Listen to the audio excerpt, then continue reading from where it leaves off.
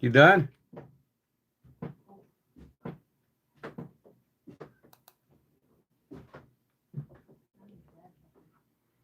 Oh, one person's here. Is that Charlie Cook? Or Grandpa? Who's the winner?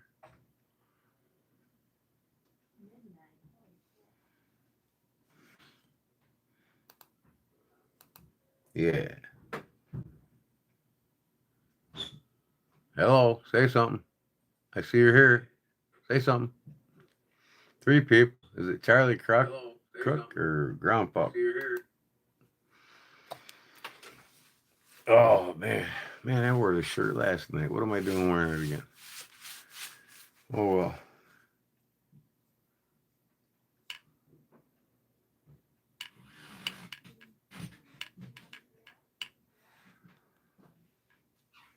Oh. All right.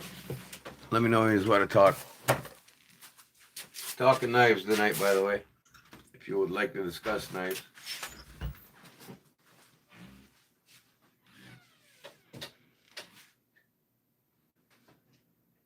Where's the light? I can't see nothing. Yeah, where can I put my coat at? Haha. Yeah, okay. Alrighty then. Oh, we got somebody. Charlie Cook.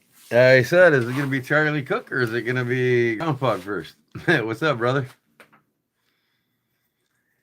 Oh, CHT's video today. He got that cigar and he showed his case whaler. Oh, I got one right here. And this one's the Grail of the whalers. This is one everybody that collects case wants to own first.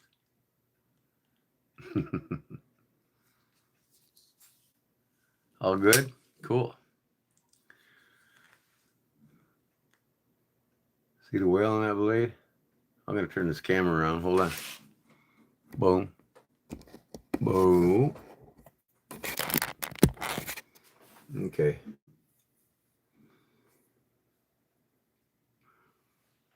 Now maybe we can see the whale or you can read it. I'm waiting for it to appear on my PC.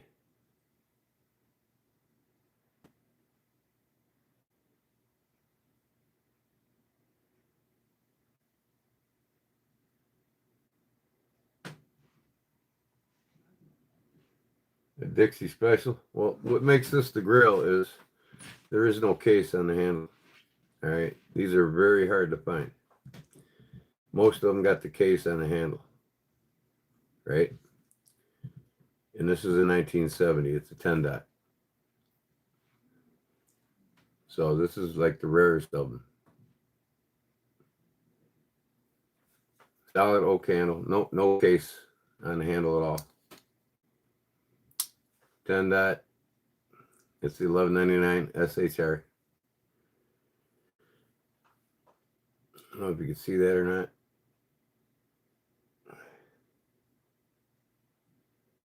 You look like my nuts.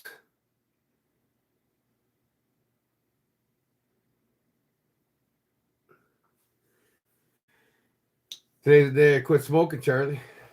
Haven't had one in several hours tonight. I'm chewing up these tobacco pouches.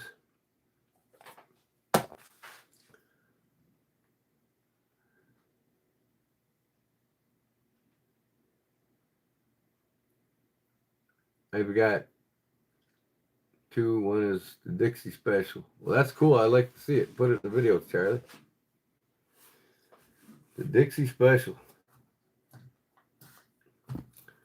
So what'd you think of my stonewash job, Charlie? I put a lanyard on it. The skull head with the bandana on.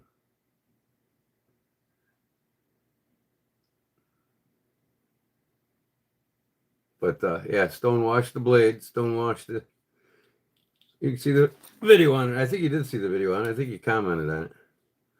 But yeah, man, carbon steel. I knew it would turn out perfect. Carbon steel usually does. I sandblasted it and that and a viral lock. Pretty nice.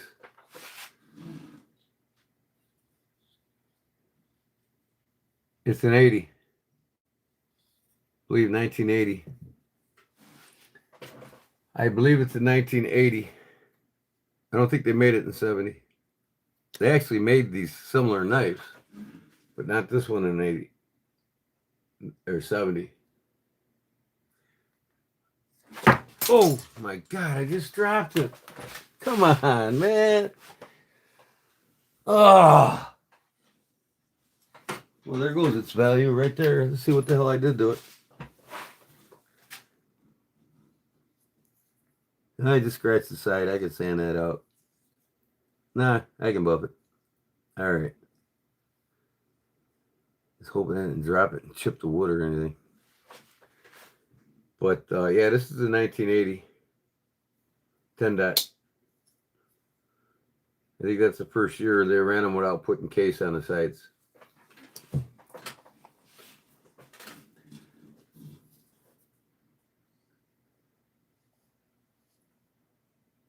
What? Don't be so hard on yourself, buddy. I'm still the best of us. What does that mean? Did you understand that, Charlie?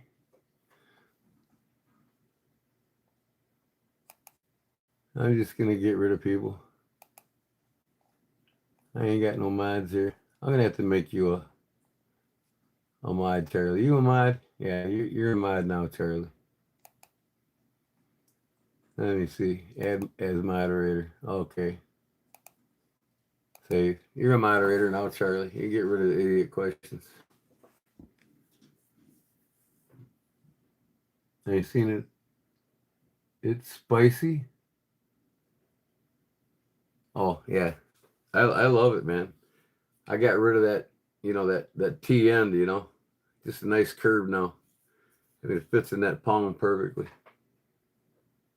When it's open. This is the number 9 too. It's a little bit bigger than the 8. I think this one's the perfect one for in hand.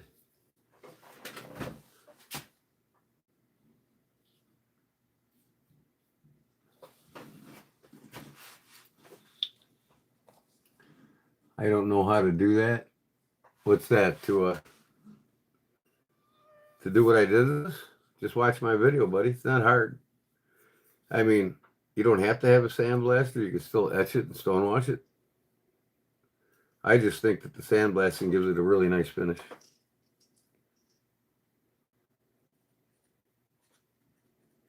You probably got a sandblaster at work, right? All right, what happened to my life? Going in and out again. I better plug my phone in just in case. Hold on.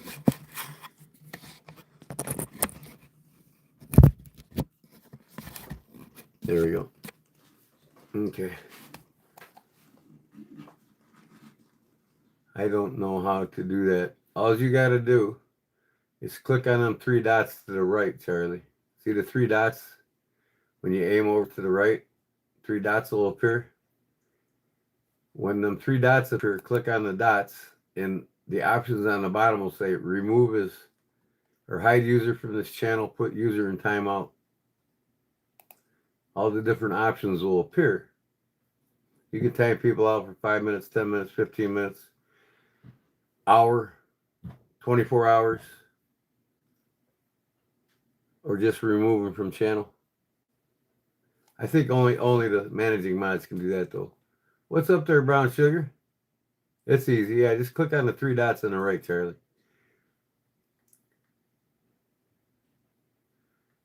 Have you done anything buck knives lately?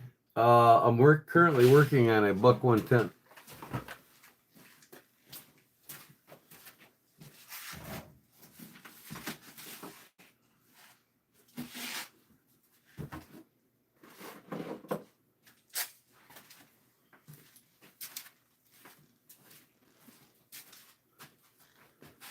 I'm gonna carve a line pattern on a spine yet, but it's not glued on yet. But here's one scale that's already cut, ready to glue. But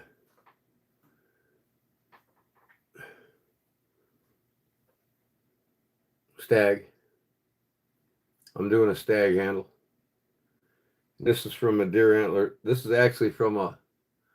This is Stag from a mule deer from Douglas, Wyoming. My cousin sent to me.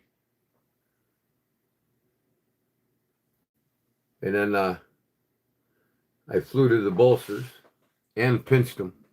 The front bolster has what you call a pinch and double fluting. And then I double fluted the back too. The pinch fluted bolsters has been around for over 100 years. I mean, Sheffield England companies did it. And a lot of your German companies are known for the pinched bolster. So you can see I pinched that bolster, took off some material in front to make it pinched. And then here's the other slab I got to cut down to fit on this side. And I'm going to carve the whole 9 works, 9 yards. I'm going to carve the liners. I'll put a decorative pattern on both sides of the liners. And then I'm going to go a vine pattern up the middle. The blade will stay the same, but it's a brand new knife. Actually, it's a little bit older. I think it's a 1987. But it's going to be nice when I'm done with it. Kind of want to practice. Hey, Charlie. Charlie want to practice? Hey, Sugar. Yeah, hey, Charlie. Practice on one of these trolls when they pop up. Sir Knife a lot. I forgot my. I actually have done these before. Kyle Noseworthy was probably 10 years old. But I just lost doing it 20, 30 years. The Canadian boy. And I've watched all of his videos on doing this and how he's done it. Man, my live keeps going in and out. I don't know why. But I've watched all his videos. He's actually inspired me. I've been on his lives telling him that too. And he knows who I am. He's seen my work and he loves it. And I'm yet to build a shop like him. I mean, but I got a lot more on my plate than he does. I do remodel jobs. I'm a retired carpenter. I do remodel jobs. I do custom Harley seats, upholstery work, and I make knives. So I'm not dedicated to one skill like he is. He actually makes a living at it now. And that's all he does. So his shop is set up. He passed me up probably 3 years ago in tools. So, yes, he does. In fact, you're not going to touch one of Kyle Noseworthy's bucks for less than $425. And I'm at about, because I'm not as popular as him right now because of me not doing it for 30 years. So he's at the point to where he can demand 400 plus and get it. And I'm at the point where I'm happy to get 325, 350 for mine. And I've sold several of them. If you watch the videos, I've done pinecone scale ones and stag ones. I just did a Richlite one. In fact, I got one right here on the table for myself with Richlite that I'm going to finish. If I can find it. There it is. I'm going to build a nice leather sheath for it too, but it's got the ballistic nylon came with. I bought this one on eBay. And I started it and haven't finished it, but I got one side with the Richlite carved or fluted. Scallop they call it, and I got to scallop the other side yet, but you can see what I did to the spine here. I go into a little more detail than Kyle does when it comes to carving these, but he does just as good, if not better. I got the vine pattern, and then I got the intricate cuts into the liners too. But this is a paper micarta. It's called Richlite. It's a black and white, black and tan Richlite. But yeah, he is. Kyle Noseworthy inspired me to get doing it again. And I borrowed some of his techniques, but I do something that he doesn't do. And I'm yet to talk to him about it. But I've had buffalo and even antler come up, because it's so porous on the bottom. And eventually his will too. They don't take moisture that well. They'll start cupping up on you and popping off them. But what I do is I cut a biscuit joint in the inside of the bolster on both sides, and front and back bolsters, and I biscuit joint each side of these. So when I glue these on, when I glue these scales on, it just doesn't rely on the epoxy on this or against the bolster. It creates a biscuit joint inside the bolster, so the scales will never work their way up. He's not aware of it yet, but he'll have some customers call and say, "Hey, man, my buffalo or my antler had popped up on me. Can you take care of it for me?" They'll have to send it back to him. So I'm going to contact him and email him about it. It's a good thing to do. Barbara's in the house now. It's a slower down Sunday. Oh, that's a sweet buck 110. Yeah, I mean, I take a lot of pride now, and he doesn't do the carb. He might. I haven't seen him flute a bolster yet, but I'm sure he's gonna sooner or later. But I love the German, Old English pinched bolsters. I've done several knives, including the ones I've made of my own. I got a Barlow that I make.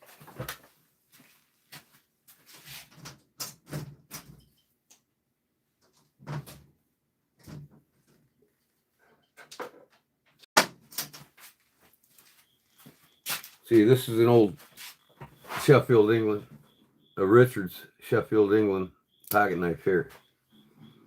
See that? And the Sheffield Knife Company's always been big on the fluted bolsters. And this ain't pinched. This is an angled front bolster, but it's pinched. It's got the fluted, decorative fluting, a single wide and two single thins. And then it's just the bevel. You know, that's what Case does. They do a lot of that. Rosecraft does a double fluted on every one of their knives. Not a thick one, but two smaller ones. In fact, right here, this is Rosecraft, or actually one single. They put a one single fluted bolsters, and they don't bevel them or pinch them. They just do. Every one of their knives has a single bevel or single flute on it, front and back sometimes. You're not tech savvy enough. It's just all trial and error, Charlie. You know, just get your little shop set up and just start practicing. Get them garage sale finds that you don't care beating up and practice on. That's how I did it 20 years ago. But now this is my Barlow here. And you can see I put an S pattern on the back of it. And that's ironwood, one of the most sought after woods for folding knives. And then I got a half stop in it. And I'm inspired by the Sheffield German style bolster with the pinched bolster, single, double, decorative fluting. This is starting to patina now because I made it a couple years ago. Well, a year ago or so. But look at my screen.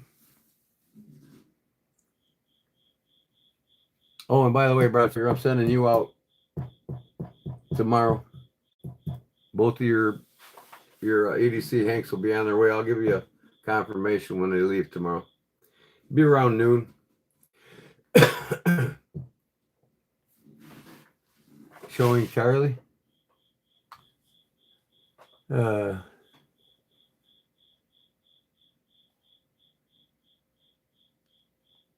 Charlie. Remove my content.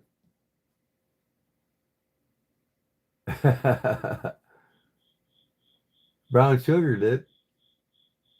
How to delete a comment? Oh, okay, I got you. Yeah, just click on them three dots to the right, Charlie. When you put your pointer over to the right at the end of their comments, you'll see three dots pop up. Just click on it and click on the option that you think is appropriate. Remove, timeout, whatever. I mean, you know, if it's somebody that's been in the chat a long time and they do something off the wall, maybe they need to be timed out. Yeah, it's easy on your phone. Tell them, Brown Sugar. Tomboy Knives, what's up, man?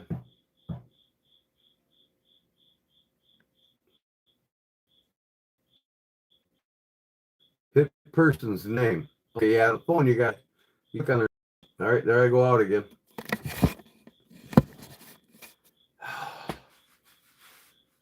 What in the hell is up with this live stream, man? Why? Why does the live stream do this? I just don't get it.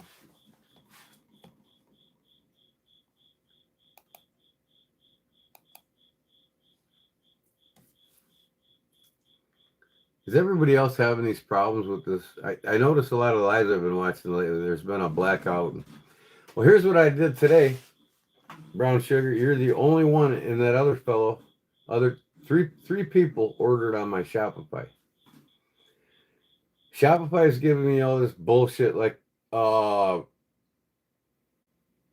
something about my taxes weren't paid or some bullshit, and all my taxes are paid. My property taxes, everything's paid. My income taxes on my pension. I don't know Uncle Sam shit. And they gave me shit about some taxes. I have no clue. You know, I'm new at the website game. And I said, you know what? Screw you, mother effers. Because now they want to pay me like on a pay period too. No, it ain't going to happen, man. I deleted my Shopify. I no longer have a website. And I ain't going to use them. But I'm putting the link by tomorrow. The link will be in my description again, like my YouTube channel. Okay. Or in my YouTube channel in the links. The Shopify will be gone, but my eBay store will be there. So I'm going to start selling on eBay and eBay only. And if you guys see what you like on my eBay store, all you got to do is email me and I'll sell it to you direct. And eBay ain't getting shit off me. You can pay me PayPal, Venmo, and Cash App. So I'm not messing around with these fucking idiots. I mean, even YouTube. I got $535 sitting there now, and now I get another message today. Congratulations, your payment of $525 before taxes will be on its way by the 21st and 26th. Well, they told me that the last 3 months. I'm getting sick of this shit, man. So I might even take super chats and all that shit off my YouTube channel and let you guys deal with me. Hey, you want to send me support my channel? Here's my Cash Apps. Here's PayPal. Here's Venmo. Send me the support there. Hey, if you win something and you want to send me a donation, or if you just want to send me a donation, do it. I'll have all my links in my YouTube channel. I'm sick of this bullshit with YouTube and these websites. As soon as I got that website up, I got fucking hammered with like 50 emails. Oh, I really like your site. You've done so good. Oh, is this store still available? Oh, this and that. Oh, you're doing such a great job. I got flooded with so many emails on my Kodiak Edge 402. There's like 50, 60 of them. And then I had to weed through them to get an email from one of you guys. And I'm like, no, man, I erased all that shit tonight. I'm like, done. Shopify, done. I don't want none of these headaches. You know, this is supposed to be my passion, man. I want to get supported doing it. I want YouTube to pay me. But if you know, they pay me on June 1st, my first payment. I haven't had a payment since. Well, if my shit wasn't right, then how did you send me my first payment in June? Nothing's fucking changed. You know what I mean? Pardon my French. I quit smoking about 6 hours ago. I got this in my mouth right now. So I'm a little bit edgy, but I'm done, man. I'm done smoking. I'm done with all the bullshit. I wasted a lot of time making cigarettes and smoking, and I'm getting on that mountain bike, and I'm going to go. I used to drive 50 miles a day on that mountain bike. Okay, what am I missing here? Yeah, that's it. Sir Knifelight, I'm done, man. I'm done with all the bullshit, done with smoking. I put my ashtray away. Well, actually, I didn't put it away because I'm putting my tobacco pouches in it now. It's empty. I got rid of my cigarette machine, any traces of cigarette butts, so I don't fucking try to pop one up and crinkle it and smoke it. Used to roll my own for about 15 years. Used to. Yep. I rolled mine here the last 5 years because that fat fuck Prickster from Illinois, the governor, self-made billionaire, has taxed Illinoisans 5 times on tobacco, 5 times on alcohol, 5 times on gas, 5 times here, 5 times there, 5 times here, 5 times in 3 years. And now they just passed the new tax shortfall. And he's not bullshitting nobody. I know exactly why he's passing these laws, because the Illinois government is 5 times bigger than the state of Texas government. Imagine that. The Illinois government is so big it's unsustainable. So the only way they can pay their fat cats their pensions when they retire from office for only 4 years, they'll get 175 grand a year in pension. And we ain't getting that. But no, they got to tax the shit out of us so they can get it. See, these politicians are all gone. I'm going to go on a political rant here. I'm sorry. But they don't care for you. You know, the Republican Party, the Democratic Party, they're all gone. They're all underfunded. They're all too unsustainable. Washington's too unsustainable. So the banks pay for it all. So the banks own it all. And the banks own everybody. So when you go to use your debit card at the gas station, at the restaurant, at this, at that, at this, each one of these small mom and pop shops that you use your debit, and I pay cash now for everything. And this is how we get these banks. Listen to me, and I'm telling you. Pay cash for everything. Don't use your debit card. Leave that as like a last resort emergency purpose only. The local restaurant, mom and pop shop restaurant, pays $125,000. This is in a town of 5,000 people. 125 grand a year they pay in debit card usage fees. 3.55% you pay every time you use it. So the restaurant has to charge you the 3.5 so that when their bill comes due for 125 grand at the end of the year, they can pay it from you. So if we eliminate that by paying cash for everything, say we don't want your debit cards, all right, not counting the overdraft fees. You know, 6.9 billion in overdraft fees. It used to be like $4 in overdraft. Now it's like $39 in overdraft. You know, the banks are draining the wealth of this country. They own the politicians in every state. They own every congressman in Washington. They own everybody. Everybody. And they own it all. All the land, all the taxes, everything. Hi, Tommy boy. Smoking is an expensive habit. You can buy a new pickup truck for a month supply of cigarettes. Oh, yeah. And that's why I quit buying them. I ain't paying $10.5, $11.5 a pack here in Illinois.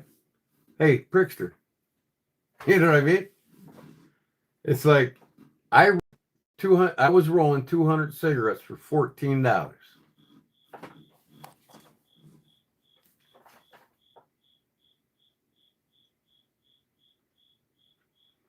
So, anyways, and now technology is so great. YouTube just keeps cutting out on me. You know, I'm getting sick of it all, man. I think I'm just gonna have like a Pinterest channel, and you all can see my shit on there. And the hell with it. Go, Charlie. Charlie, do it? Did he finally do it? Yep. Message deleted by Charlie Cook. There you go, brother. Easy as that, man. And technology is great if it's set up great, and if it's used in the hands of the business person. You know what I mean? Now, don't get me wrong. If a lot of multi-billion-dollar corporations started out with a YouTube channel. In fact, it's the biggest platform in the world. Google's platform, YouTube, is the biggest. It's bigger than Netflix and all of them combined. 2.8 billion people a day watching the platform. Like Netflix has only got 150 million a day. You know what I mean? And maybe half a billion. So how did it turn out, Kodiak? What's that? How did what turn out? Did I miss something?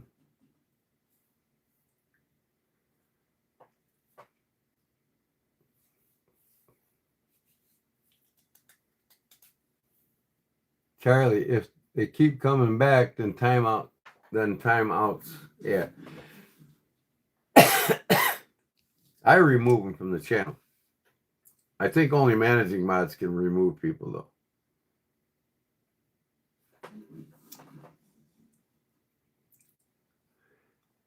Yeah, yeah. I think mods, general mods can only time people out. Oh, it's on its way tomorrow, Tomboy. Saturday I was busy all day working on the house, so I got it done, and I didn't have enough time to get to the post office before 3 o'clock. No, noon. They close it at noon, so it'll be on its way tomorrow, or actually today. Now it's Monday now. So when I get up, I got to send out brown sugar and you.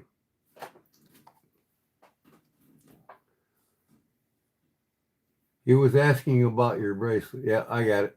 Yeah, yeah. The spider bracelet I made for his kid.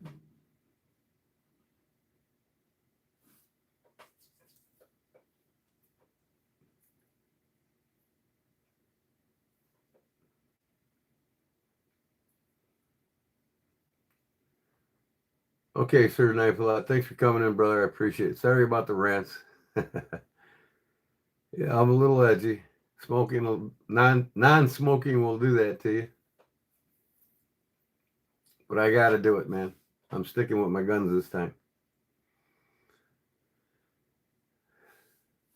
That's no problem, man. Don't worry about it, Tommy.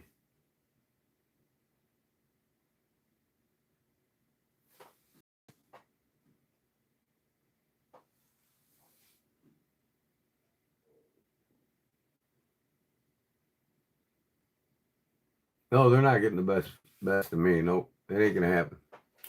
Nothing does. I quit drugs and I quit alcohol cold turkey. So this ain't gonna be a problem. Every second I think about cigarettes, I just gotta remember longevity.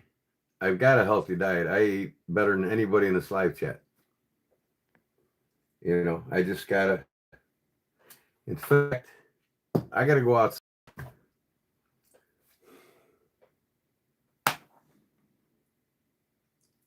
Black screen again.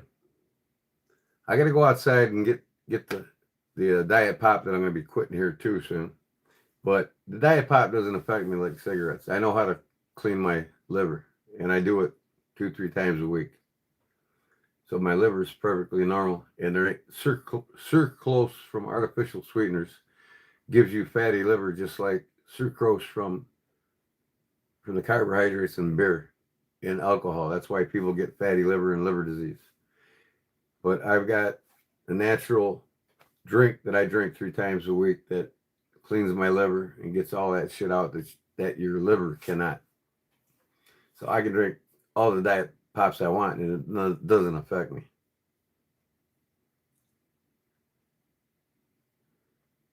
Get a job? Well, I'm retired, so what kind of you want me to get, brother? I make more than you sitting on my ass. That's a guarantee. And I could cash one of my CDs and never spend my pension money. And I bet you anything, I still don't need a fucking job like you.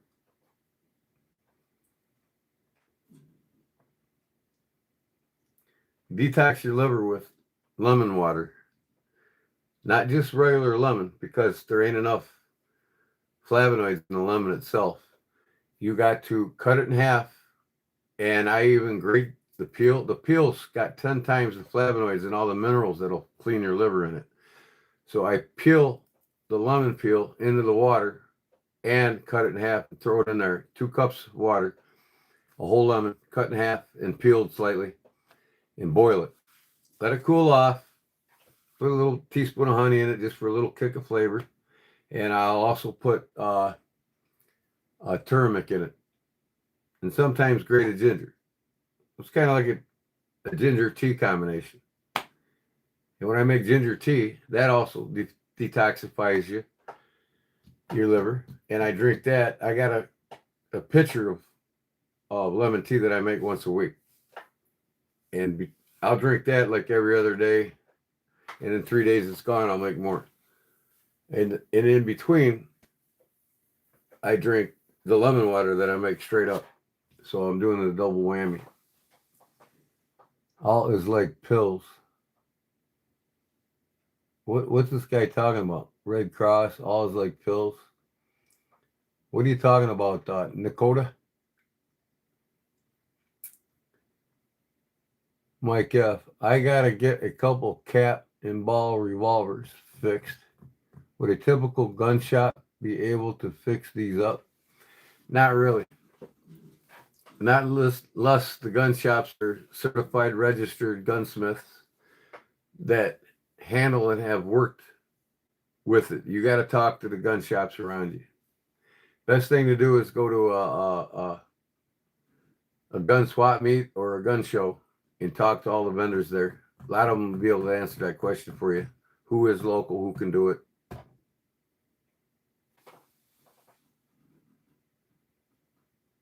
Rochambeau. Hey, what's up? Yo, Rochambeau, what's up, brother?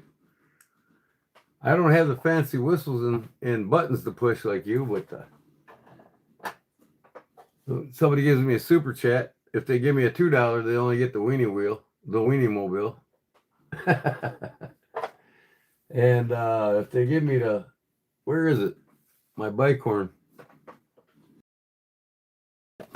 If they give me $10 or more, they get the bike horn.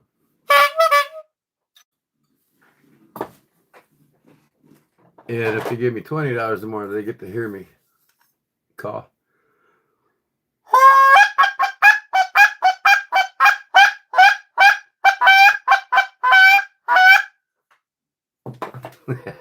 I just woke my wife up. Now she's going to kill me.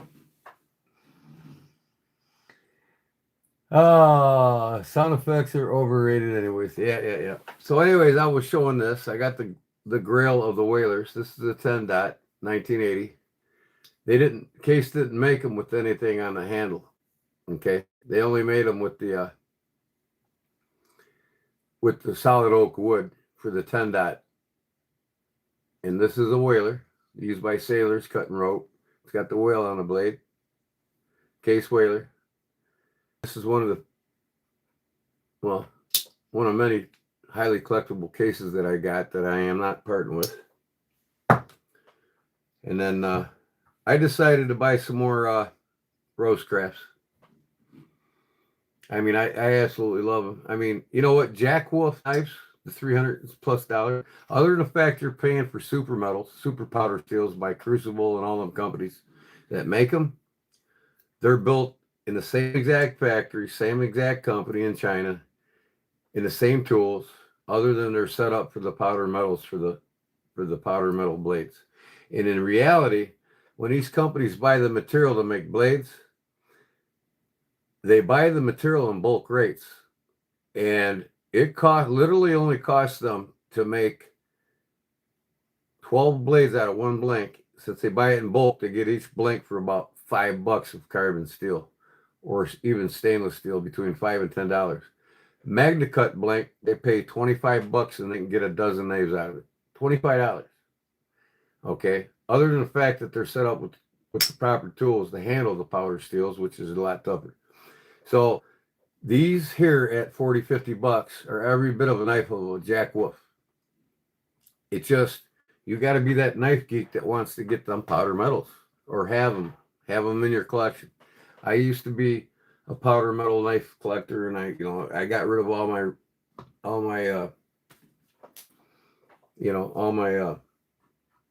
most of my powder metal steel knives. I've got quite a few here yet. I got over 1,100 knives, but that, and then I make my own. I don't see Rochambeau's seen it yet, but here's my Barlow. It's got ironwood. It's got a half stop. It's got the pinched and fluted bolster, just like in Europe and Germany. I favor the German knives over anything. To me personally, nothing's built better than a German knife. I'm trading all my new cases for German knives. And I can typically get 2 handmade German knives with over 200 steps to making one knife for the price of one case. That's made like crap. And then I got the carved spine on it and stuff. And then currently, like I said, I got this Buck 110 I'm doing here. It's got the Richlite micarta. I got it scalloped on one side, and I got to finish the other. But I got the spine out, and I'll buff it all and everything and clean it up, make it shine. But the spine's carved I carved the spine with the vine pattern, and I got the liners are also carved. That's what I'm doing currently. That and this buck 110 here with some mule deer from Wyoming. My cousin sent me. My family's out there. Buck 110. It's not glued on yet, but that's what it's going to be. And then I'm going to carve the spine of it. And then last night, if you watch my video that I just posted today and yesterday, I made a video last night. I wasn't done until 3:30 in the morning on how to custom modify an opal number 9 as well as acid etch. I sandblasted, acid etched, and stonewashed the blade on it and the viral lock. I would burn it, I stained it, and then I put boiled linseed oil on it. I made this lanyard. I cut a hole in it for the lanyard this morning and put my notorious skull head beads on it. Gorgeous 110. One of the greatest knives ever made for the end user. Yes, sir. And in fact, it was first made the year I was born. Well, it was designed before 65, but I was born in 65. So, yeah, EDC pens, man.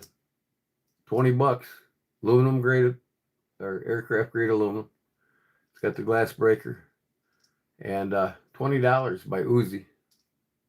You take this cap off here and you got a handcuff key in there. You get yourself out of a pair of handcuffs. That's just what I got on my table. And here's the cases I make for my opals.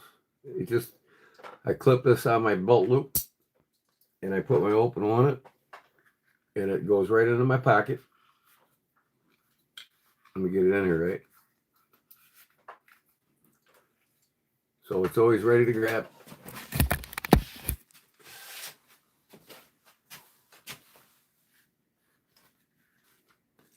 Put it in my pocket. It's right there. It's ready. Boom. I could push it out here on the bottom. And I designed this. Push it up. Pull it out if you don't have a lanyard. But if you have a lanyard, you can leave it in your pocket. Just pull it straight out. And I'll have a bunch of them. Not on my website. I just got rid of my website today. They're giving me too many problems. So I'm going to be selling directly off of eBay. And if you guys want, you can message me and I'll directly make you a custom knife, sell you some knives. Anything that's on my eBay store, you can directly email me and I'll sell it to you directly without eBay even getting their chunk. Because I'm sick of these tech companies trying to rip everybody off nowadays. I mean, come on. They want 30% of my money here on YouTube. And by the way, Rochambeau, I got my first payment June 1st. I was monetized in May.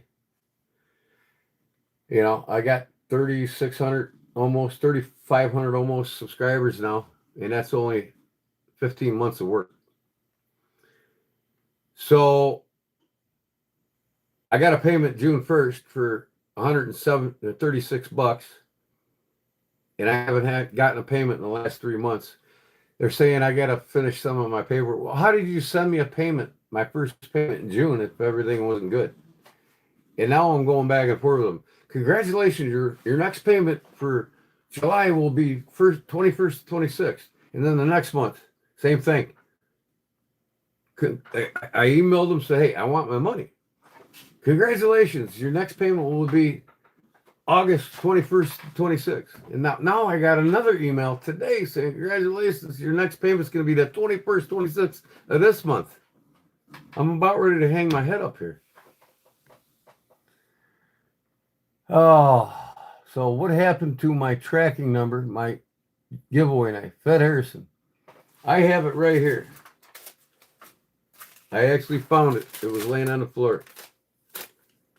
What city you in? So I don't have to look it up. What city was you in?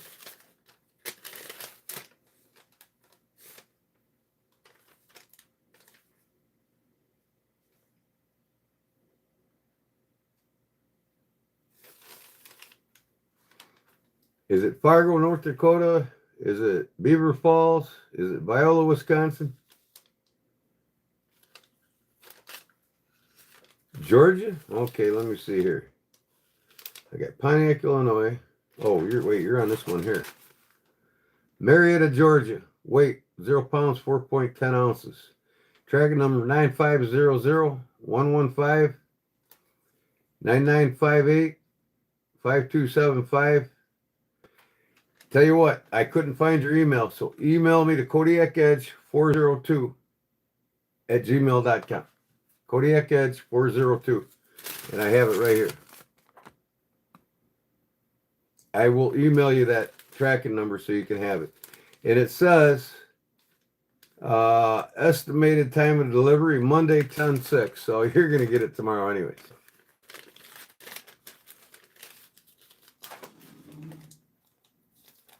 You don't live in Marietta, Georgia. Let me see. What's it say here? Marietta, Georgia. You just said you're in Georgia, right?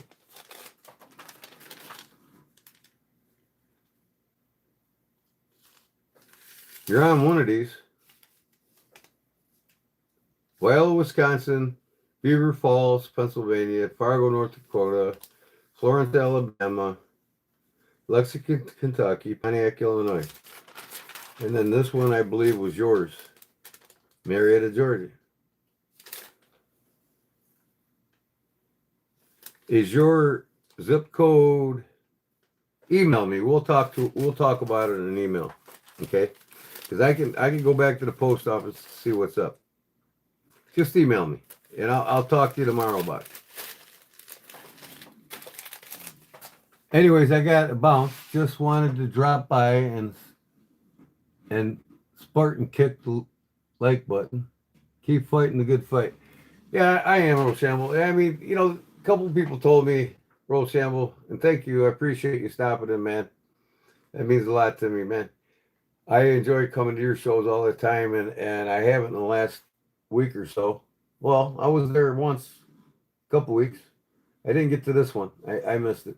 But I'm new in the system, they said. Once they figure out shit and you start getting paid regularly, then all that shit goes away. So thanks for your support and your time.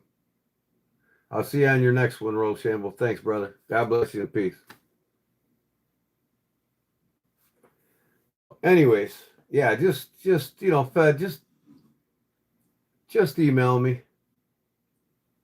I mean, what did you have coming exactly? Then I'll know exactly what it was that I sent out.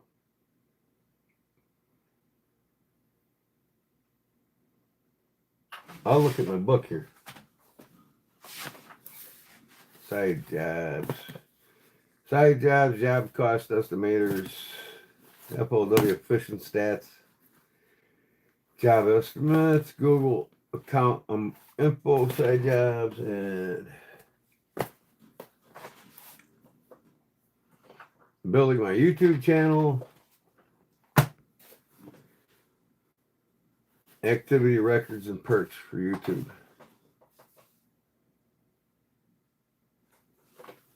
Okay, let me see what I got as an address here. Fed Harrison. I know I got you in my address book. Ed Harrison, Mount Perrin Church Road, Monroe, Georgia. Okay. I hope I didn't send it to the wrong person. Who in the hell else is in Georgia? Let me see here. Marietta, Georgia. Baptism. So Fed, you're the one that's getting the cup, right? That I'm finishing up and getting to you. Is that the only thing I'm sending to you? The Kuska Cup? I think you won that, and that's what I was gonna finish up. Was there something else? I can't remember. Just spark my memory so I know. You keep asking me every time we chat. It was a custom knife you made. I don't remember the name of it. Oh, yeah. What was it? The pocket drop, or was it that? Was it that pipe wrench knife? Because I did say a couple guys I'd sent them one of the pipe wrench knives. Big Jim was one of them. He got his. And was it the pipe wrench knife that I said that was already treated that you'd have to finish up or something like that? Just sparked my memory here. Oh, and a bracelet. Yeah, I sent them. The bracelet. Man, I hope I didn't send that to the wrong person. Hold on. Yeah, it was a was it the one that was in the package? The buck. Let me spark your memory, see if you see it.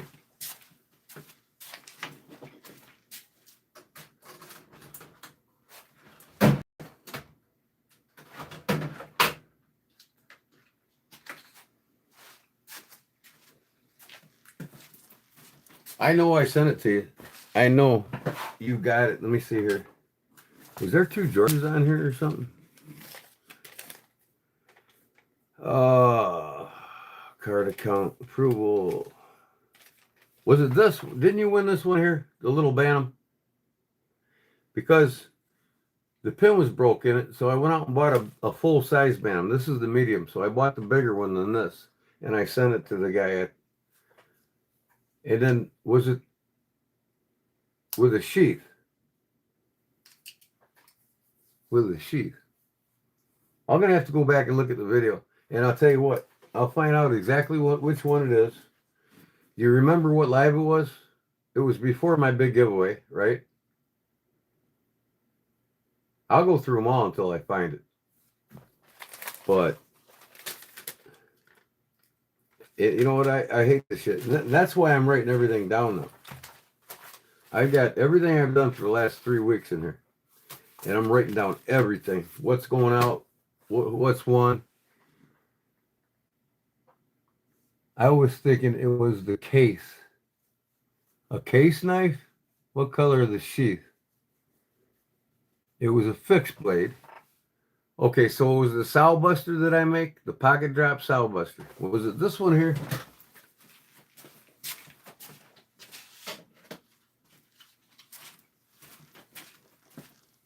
The sow buster I make. Did you win this one? Did I raffle this one off? Was this it? Because it's sitting on my table like it's got to go somewhere, so it might be this one.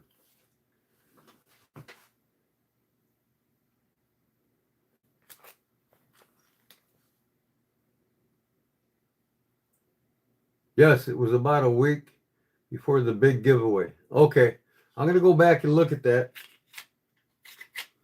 And about a week or 2, yeah, I'll find the right video. But I'm pretty sure it was probably this one here. And if that's the case, I'll have it out to you this week. Okay? Well, Ground Fog's the other fellow that lives in Georgia. He lives in Church... No, Ed Harrison lives in Church Road, Monroe. And Ground Fog lives...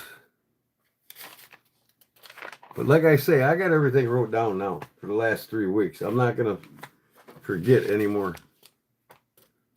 And I've done this a couple times where, oh man... Where's that going now? And then I got to go back and watch videos to see who wins it. So that ain't going to happen anymore. And it's easy to do, really. Especially when you're as busy as I am.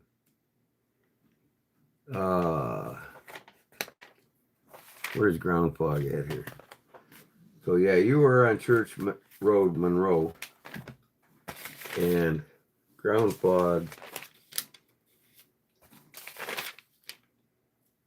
I got Paul Mill's address. Anybody want to give him shit? Shipman, Illinois. Where is Ground Fog out here?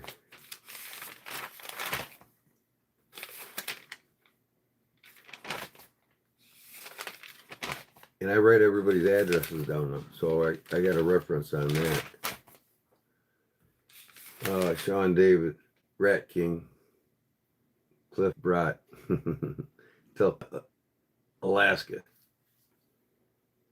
Ramson Silent, Galvez, Stacy Brown, Gene Johnson. Hey, it's the Joneses, Gene Johnson. Jason Beecher, Gilbert Alexander. Where the hell's Ground Fog at? I just seen it. Anyways, I'll get it straight tomorrow. Get you sent out this week. It'll be on its way.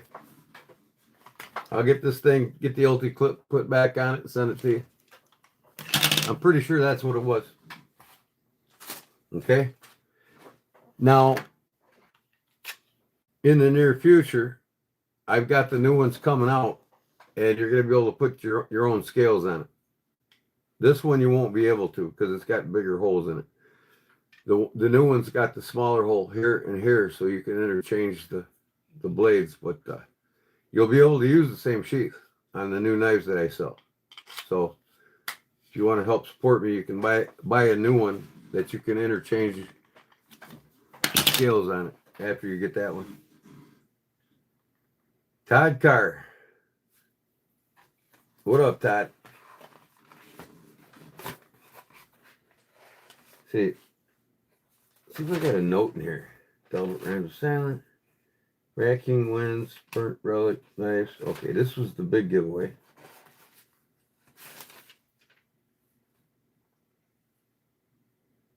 All right. Anybody else use these ledger books for everything they do? You get them at the dollar store for like $1.50. I got a lot of shit in these things, man.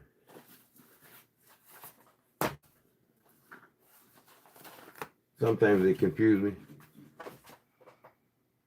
Good God morning from Sweden. Sweden, what's up, brother? Have a nice day. Oh, you're just stopping in to say hi? Tommy Strostrom. I got Swedish blood in me myself. Wolfensberger is my great-great-grandfather. Swedish, Finnish descent.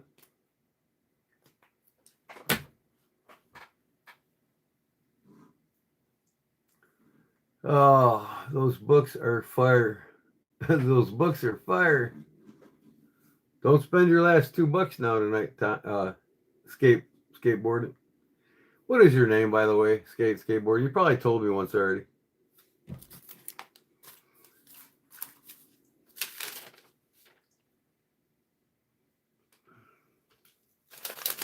See if I got a note in here.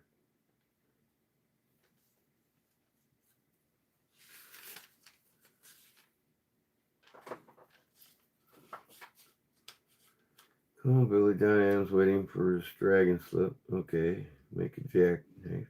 Oh.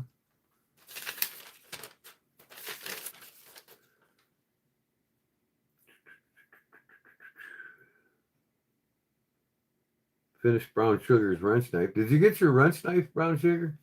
I forgot to ask you. Did you get your wrench knife yet?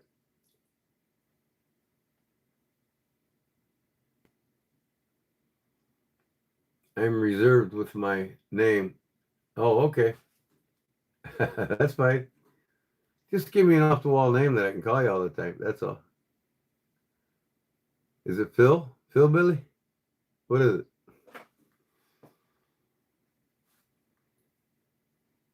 It's pretty sharp. I mean, it could be a lot sharper, but how do you like it? I mean, does it cut good for you? I mean, do you carry it?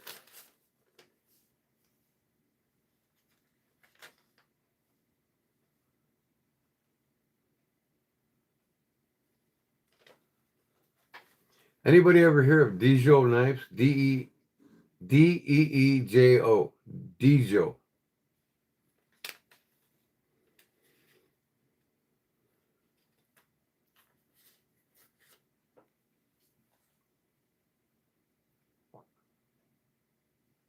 Because I got something I'm toying with that I want to do. But I'm not going to start making them until I get... Was going to be my website, but now it's going to be all on my eBay channel. I'm going to sell exclusively off of eBay. And you can deal with me directly on payment through Venmo, Cash App, PayPal. And I'll even take a money order. When the money order comes in, I'll send the knife out. But many I don't know in the custom world. Well, let me show you, Todd. You're going to love this. And I'm toying with this. And well, let me show you this first. This is going to be first, and this is a German thing. I want to make them bad because I don't see anybody else making them. And these been around for 60, 70 years in Germany. But I got the two patterns cut out here. And I want to make these. You can see where the blade goes in the handle. But this is a bottle opener knife. The blade goes down in the handle. They've made these in Germany for over 100 years. And nobody's making them anymore. So anyways, that's a bottle opener. And then the blade comes out.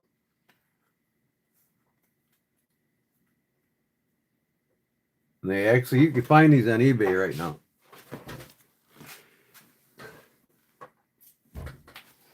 But I think these knives are going to be too cool, man.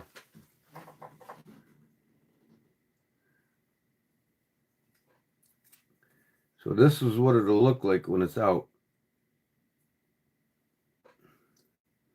Let me get this turned around here when the knife's out. Little drop point on it. You know, and then it'll just fold back up into the knife of the bottle opener. I want one for myself, so if I make one, I might as well make a half a dozen and see how they sell, right? So that'll be pretty cool.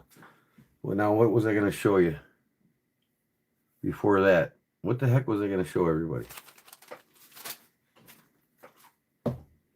I don't know. Charlie Cook, you got to go to work tomorrow? Fire department. All right, have a good night, brother. Or good morning, and be safe at work. Oh, the Dijon. That's right. I wanted to show you. Check this out, Charlie, before you go. Let me split my screen.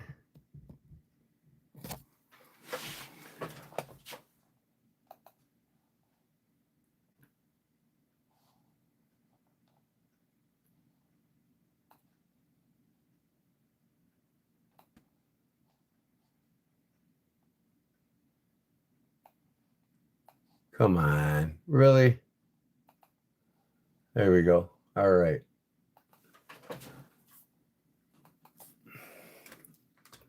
Dijon knives. What do we got here? Let's put this chat up here. Here they are. Check this out. Ain't these so cool? There they are. Look at them.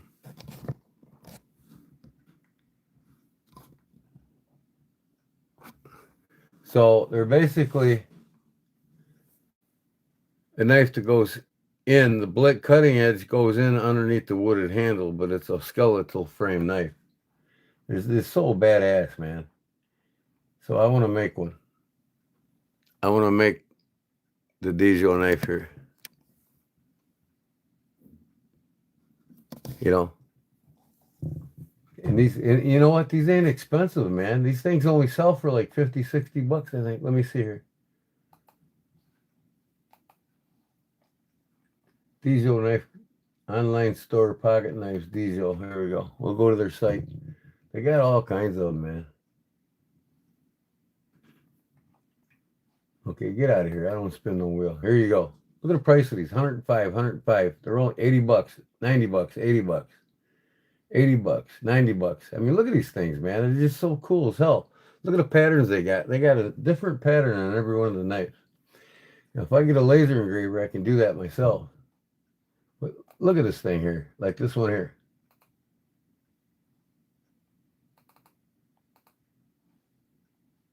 Isn't that cool? I mean, that's just badass, man. It's got a little bit of wood or micarta or whatever, and the blade goes actually in that. And then that's the other side of the frame, see? Ain't that cool, Todd?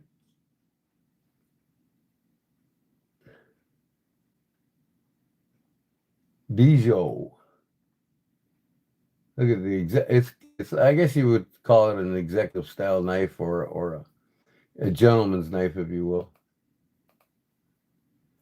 You know, Dijon.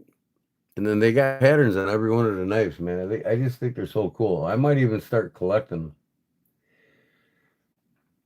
that gives you the wings. Embark in the footsteps. Let me see. Let's go to the next model here. Let's go to a cool one. Here's one with a buffalo on it, I think. Power of the Bull. The tattoo combines. Get out of here. I was gonna read the article, but look at this is the bull. That is so badass.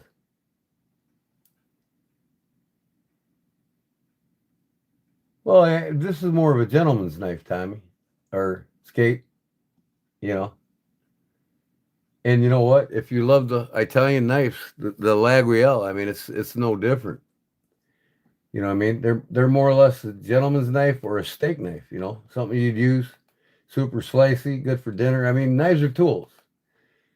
You got to prefer certain styles, and when that means you only use it for purpose, all around purpose. Yeah, but when it comes to slicing, if you prefer the bigger bladed knives and the bigger handles, they're not going to be anywhere near as slicey as this knife.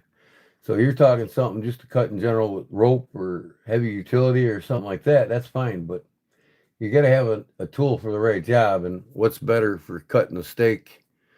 You know, cutting an apple open, or you know what I mean, something that's super slicey, and these will get that job done. Some big bulky knives don't. Look at the line on this one. Isn't this one cool? Look at this. And I'll get the laser engraver and I'll do this if they sell. I mean, I'll make half a dozen, and if they sell, I'll keep making them. But I'm going to make mine a little different. You know, I might make mine thicker down here in a full design, but yet with this same concept of the full design coming around here instead of just straight down. You know what I mean? Charlie is gone. He went to bed. Laser. Oh yeah. I mean, you don't. And I. You know, if I make them, I'm not going to laser them right away. I mean, I'll get this hardware and I'll have that stop. You know, that's where the blade comes up and hits, stops. And this is your liner lock. See. So they'll be real easy to make. They're not hard at all. Yeah, it's a gentleman's knife, an office knife, or a doctor's knife, or all around in the kitchen steak knife, uh, a kitchen utility knife, a steak knife. Anything you need to slice quick, this would be a knife. This would be the knife, just like a lag wheel. And I'll show you the lag wheel. I mean, it's really like no difference.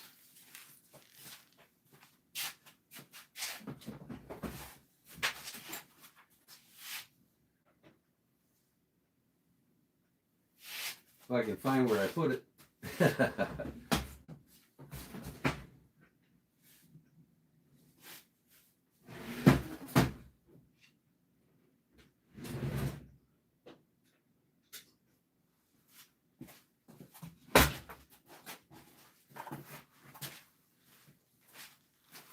I mean, the lag wheel from Savio prints, you know what I mean? Like if you fold this down, these are basically designed from a couple cultures, but it's basically, you know, other than the fact that it's inverted here, but these were more like steak knives, see? They're slicey, thinner blade, super slicey. I mean, this is the lag wheel from Savio France. They're $230, $250 knives. They're not cheap, you know, but, and then these, you got to close them by hand. You can't let the blade slam into the back because it's resting on the spring. There is no kick on these. See this here? Whereas a regular knife, like the one I made, has a kick there. That kick keeps the blade from hitting the spring inside the knife.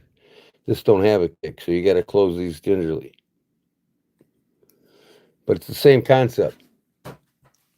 They're super slicey. It's a tool for the kitchen or the office or a doctor. You know what I mean?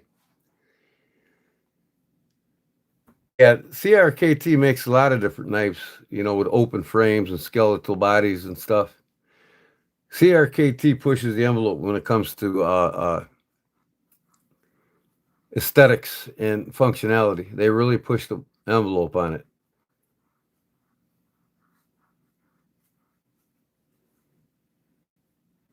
Biggest issue I have with European knives is the soft steel they usually run. Well, like I said, I didn't do the research on the lag wheel steel. I read it before. I can't even remember. But these things are super slicey, and a knife is a tool for the job. Now, you don't need S90V, MagnaCut, or S35VN or Mag Maxis or whatever the hell it's called. You don't need that shit to slice your apples, your steaks. You know, this will go through dinner about a dozen times or better before it needs to even be sharpened. But it's the right tool for the right job. I mean, you got super steels. If you're cutting a lot of shit, you need that super steel. Then yeah. But I think these knife nerds that I should say knife steel nerds take it too far when it comes to having really hard steels, and it's not needed. You know, you know, they switched this from 440C, which is the highest grade of, stainless steel, to 428C, which had more high carbon in it. It was much quicker to sharpen in the field, and that's what the biggest complaint about the Buck 110 was until the mid 80s, was the 440C was very hard to sharpen right away in the field. So they switched to 420C, and nobody's complaining now. I mean, what's the tool being used for? That's basically what it amounts to. And yeah, I mean, look at this. D2, roast crap. All of them are basically D2 steels. D2 is underrated, man. And it's been around over 100 years for a reason. It does the job when it needs to be done, and it's easy to sharpen. A lot of these super steels and powder metallurgy steels are just way overrated. They're for the collector that has to have it. In all reality, all you need is where's it at? Right here. The good old Victorinox, right? I got two of them. There's a reason why these things can go 5 years without being sharpened and still be super slicey, because of how thin the geometry of the blade. It just depends on how the knife. Geometry is everything. Steel isn't. And I got an Appalachian drifter with, this is the Appalachian Jack, by Civivi. This is by Rosecraft. And they're super slicey. I mean, I've used that Appalachian drifter that I got from Civivi for like over a year, and it's still slicing apples like nobody's business. And D2 is an way over underrated steel. As soon as D2 was the shit with 428C until crucible powder metal steels came out. And then everybody wanted to jump the bandwagon and go from what's worked for over 100, 200 years to all these super powder metals. And in reality, hey, if you got a tool that demands a lot of cutting with a lot less sharpening, have one. But also have that one that's easy and quick to sharpen in the field, depending on the job, depending on what you're using they're all tools. But to me, this would be like, and I'm not big on the scroll work on knife blades either. To me, that's just an added bonus. Like this one here, this is the Grail of the case whalers. It's got the beautiful whale on the blade. And to me, that picture of that whale, case XX, doesn't mean nothing to me. But this is a 10 dot, doesn't have case on it, and they're hard to get and hard to find. And every serious case collector wants the 10 dot, and they want the rarer birds. And this one's hard to find even on eBay.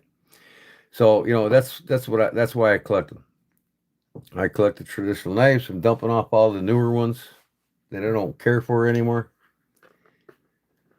D2 is great like any other steel when it's heat treated right. Well, yeah, that's just it. I mean, and a lot of these companies that use the D2, they heat treat them right. But you got a spurt of these new companies that are just getting shit out there. They're innovating and they're making all these new different designs, and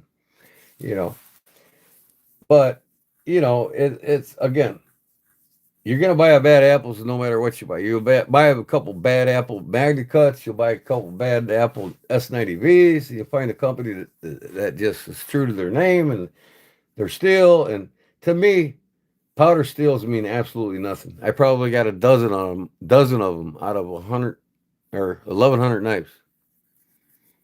I don't really care about the steel. I care about its geometry, how well it is to cut. This thing here is sharper than shit. Of course, it's never been used, and I won't never use it. But it's sharp as shit. You guys see the 10 knives what did I get? The knives I got for $2 a piece at the garage sale the other day.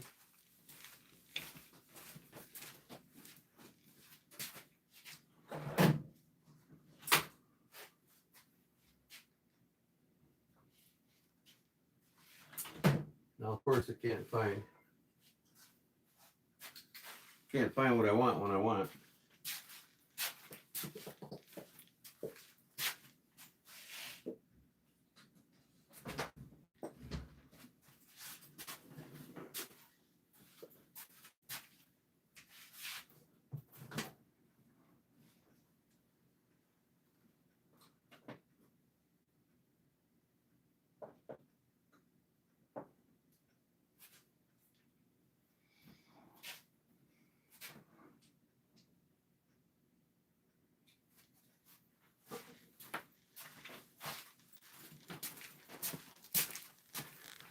But all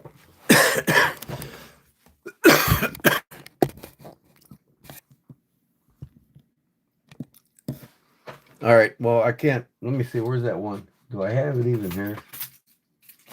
Well, I got this. I got another Victorinox, $2. Nothing wrong with it. It's like new. I collected Victorinoxes. I collect what means a lot to me, what had a lot of significance in my lifestyle growing up as a kid, and what influences me to even make them. This one here is Sheffield, England. It's bone, $2, handmade. This is made better than any case knife there ever was made by CJ, which is Chris Johnson from Sheffield, England. It's even got his name on the blade. $2. And look at this, Granddaddy Barlow. Look at this thing, man. This is a Saber, Japan. It's carbon steel, real bone, saw cut bone scales. Yet I sanded down the bolsters to make them look new. But it's real bone. It's saw cut. I'll clean this up in here and I'll just leave the patina on the blade and give it a good cleaning. $2. That's what means a lot to me. And I'd take these two knives over any powder metal steel knives. I don't give a shit what metal's in it and how hard it is, Rockwell hardness. I don't care about that shit. If I got it, it's going to be sharp as shit and it's going to cut. That's all there is to it. It's your PayPal video game. With temperatures having to be within a very narrow range. See, Todd, you worry too much about knife steels. Your steel geeking is what you're doing. And in reality, there's the collector that collects specific types of knives, whether it's the powder metal steel knives. That's your range of philosophy. That's your range of knives. That's what you care about. I care about this. I don't care about the powder steels. I care about the Buck 110 and its legacy. The Kershaw Leak I care about. I care about my knives, 1095. It's nothing better for an outdoor knife than 1095. You know what I mean? It's what's influenced me my whole life. So you're in a different ball game than the traditionalist is. You're not really a traditionalist knife collector, and I am. So I don't really care about the powder steels, and I'm not really going to be talking about them as much anymore. And please forgive me. I mean, I quit smoking 7-8 hours ago, and I'm a little edgy, and I don't mean to be a dickhead or anything, and I'm not trying to be, but look at this. This thing's 90 years old. Look at that half stop. I don't care if that's carbon steel. I prefer carbon steel over any knife steel there is, period. And any serious traditional collector like me will tell you, carbon steel is where it's at. They don't talk about Rockwell harnesses and how tough the steel is. They talk about edge geometry. And I don't care what steel it is, edge geometry will always be the number one factor as using a knife as a tool and how well it cuts. Steel hardness has nothing to do with it. It's just the preference of having it so you don't have to sharpen it as much. That's all it is.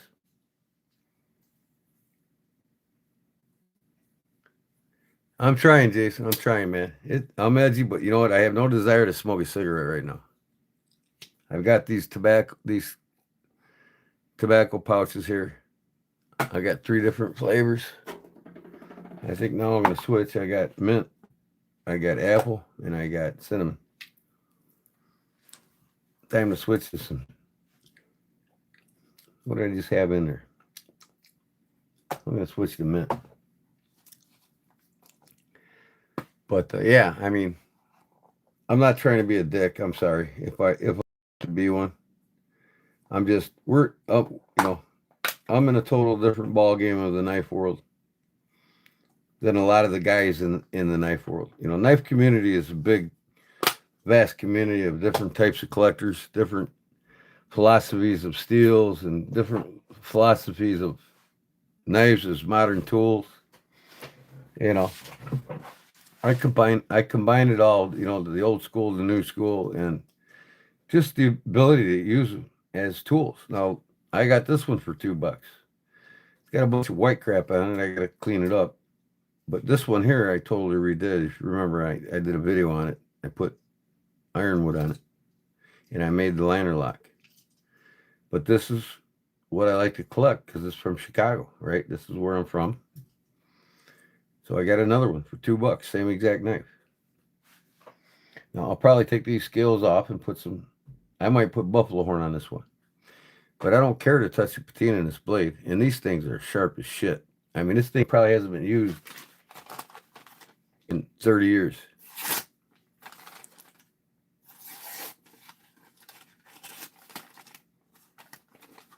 You know, talking about edge geometry, a knife that's sat for 30 years. You know what I mean?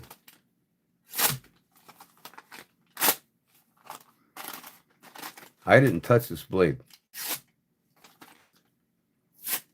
You know, thing is sharp as shit. I wanted to find that one that I got. Where's it at? I got a Smith & Wesson razor knife. Did you guys see that in my video? I wear an Omega Speedmaster, and I use MagnaCut Leatherman. Yeah, Omega Speedmaster. I don't know if I'll ever get an Omega Speedmaster because I'm a diehard Seiko fan, superior to the Swiss movements. If you ask me, the Swiss are just, you know, a lot of the Swiss watches were made just because the market demanded them by the yuppies that wanted them, and it jacked the prices through the roof. And today, even this movement is superior to a Rolex, I'll tell you that right now. And I absolutely love it. Seiko 5 Sport.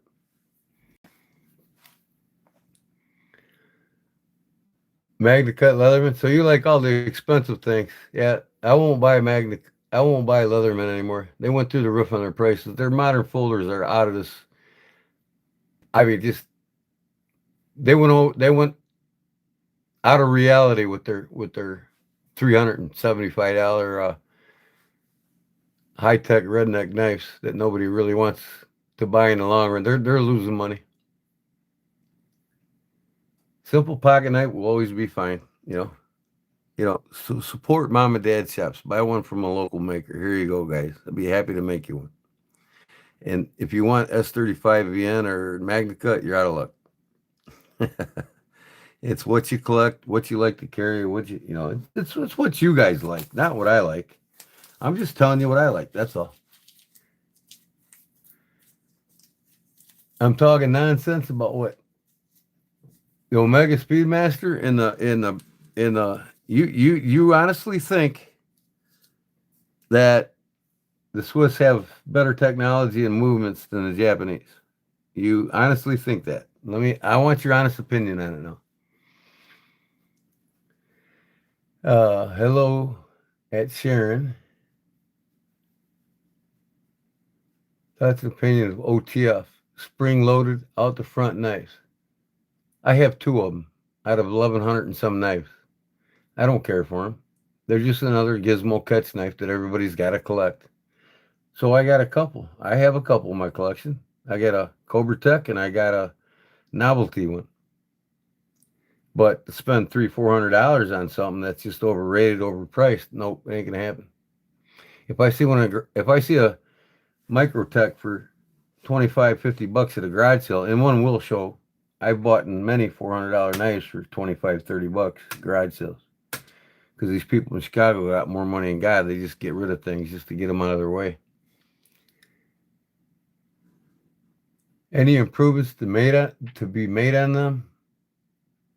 What are your thoughts, opinion, OTF? Oh, any improvements? Not really. Like I said, that's OTFs for the person that wants to collect them, and I'm not one of them.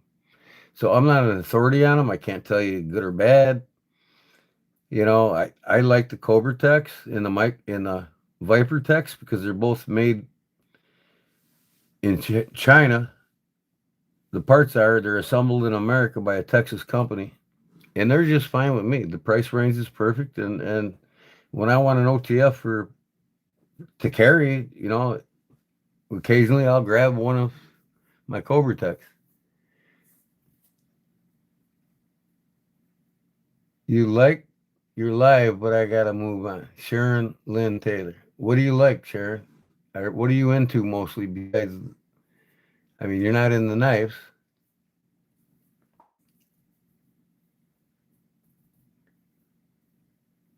I'm just.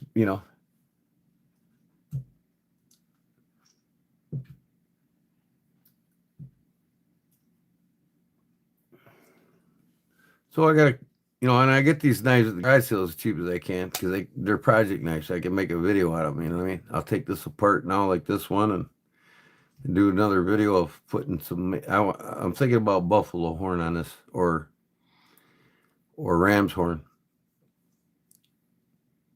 And then I got to redo this one because I cracked it at the bail here. Or just leave it as a practice knife.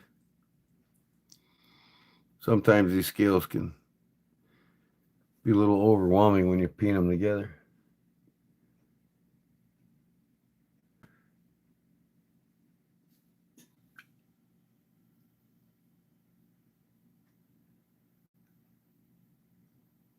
Yeah, I mean, that's just it. It's my live. I'm going to talk about what I like. But, and I'm not cutting down what anybody else likes. Everybody has their own taste and individuality. Unique individual characteristics is what makes the world interesting. If everybody liked what you liked, it'd be a boring world to live in. If everybody liked what I like, it'd be a boring world to live in. No, you can stick fart corn up your ass and tell me later. Slender L. Take the fart coin and stick it up your ass, first swallow it after you do that or whatever. You pull it out. I'm sorry, guys. Sharon going to bed. Don Kometz just posted a video from Sweden. I would have gotten both me and my son knives at the sale with the 10 I was talking about the other night.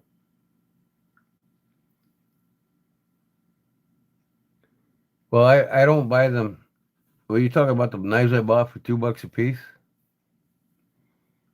I buy something for $2 and I'll sell it for 20. I'll turn money on it, or I'll use some of the knives for project knives for making videos.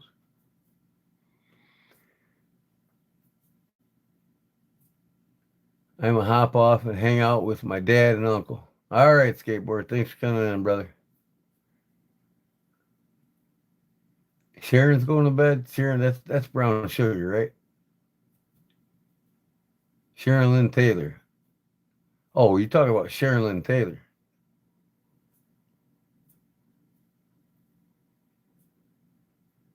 No, not okay, not brown sugar. Right. Sharon Lynn Taylor.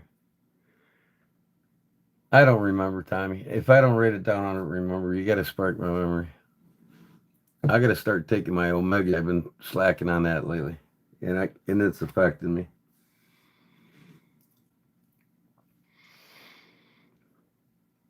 Just spark my memory. So all I know is I got to get what's his name. I'm gonna get this pocket drop and just send it out to him. I'll do that tomorrow with I hope he emails me too. I can't even see. Let me see here. There we go. Can't even see what I got on the table. I got so many knives out here.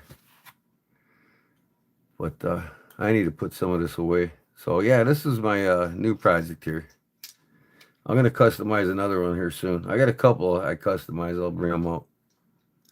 But I got to put these away. All these knives got to go. But yeah, this one here, I'll clean it up a little more, man. I absolutely love it. Granddaddy Barlow in bone, carbon steel. I mean, look at that. That thing is, listen to that snap. 90 years old, man. $2. You kidding me? I love garage sales. There's 130 in the town next to me at yesterday. Oh, Sheffield knife goes back in here. I'm going to put these all over here.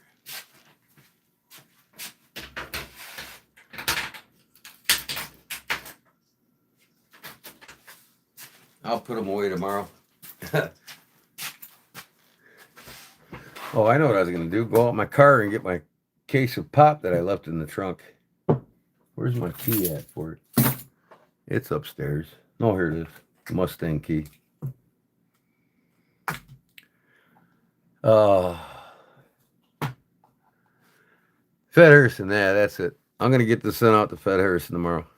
Put the Ulti clip back on it and send it out to him. And I'll send him a bracelet too. I got some cool ones I made, so he'll probably like that. I think I sent that bracelet to somebody else on accident. I might have sent them to him. I don't know. I don't have a tracking number for it. But maybe he'll contact me via email tomorrow because everything's supposed to be delivered by Monday. The mail said. Well, Brown Sugars went out at the same time. She got hers already. Situation I'm in with my mom and the hard times with my son's birthday and all that. The other night, remember what we were talking about? Yeah, I remember, man. You don't have to. I know exactly. Yeah, right. So yeah, I'm going to the post office tomorrow. So all is good. But what knives? Was there a knife, specific knife we were talking about? I told you I was going to throw one in for you for your kid. Yeah, that's a surprise. So I need to put these away now. I got to get this thing done. I want to buff it up and carry it. This is going to be on my side almost every day. Ain't this badass though? This is better than the one I did for Louis. Louis the imbecile. Oh, I went on Justin's live tonight, last night I should say. Everybody was saying hi to me and we were talking up a storm and I don't think Justin liked it. I didn't block him on my channel. But by the end of his live, he blocked me. So that shows me where he's at. So did Jim let you know how the show went? Big. Oh yeah, it went excellent. It wore his ass out, though, he told me. I'm going to call him tomorrow and talk to him on the phone. We talk 2-3 times a week. And in fact, my buddy, the knife doctor, I didn't get knives to him for this show and I'll be down there for the next show. I will be at the next Wiggins, Mississippi Deep South show next year. I told the wife I'm already booked it. It's done deal. Just like I'll be at the Case family reunion. That's every year on the first of July at Smoky Mountain Knife Works. If you all want to see me there, I'll be there. But anyways, I'm getting my pocket drops and my other knives that I'm offering to the public. They're going to be done before the November show in Elville, which is being put on by the knife doctor. He's going to love that. Big Jim selling my knife at the Knife Doctor's Elville show.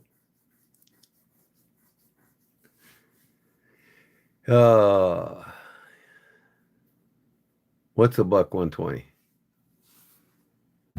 This is a buck 110. I got several in my knife case over there that I've done.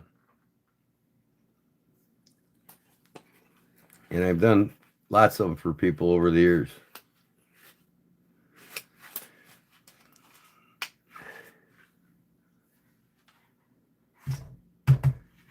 I might finish this up tomorrow and make this one of the 5-day buck challenges videos.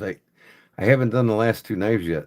I'm going to do this one in my 970. The most expensive one I got. I got to do one of my custom mod buck 110s for the 5-day buck knife challenge that HT put on. Yeah, this one's a buck 110. It's a buck.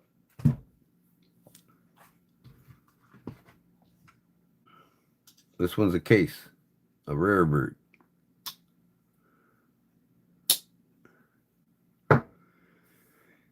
Yep. And then I made this bracelet the other day. Check this bad boy out.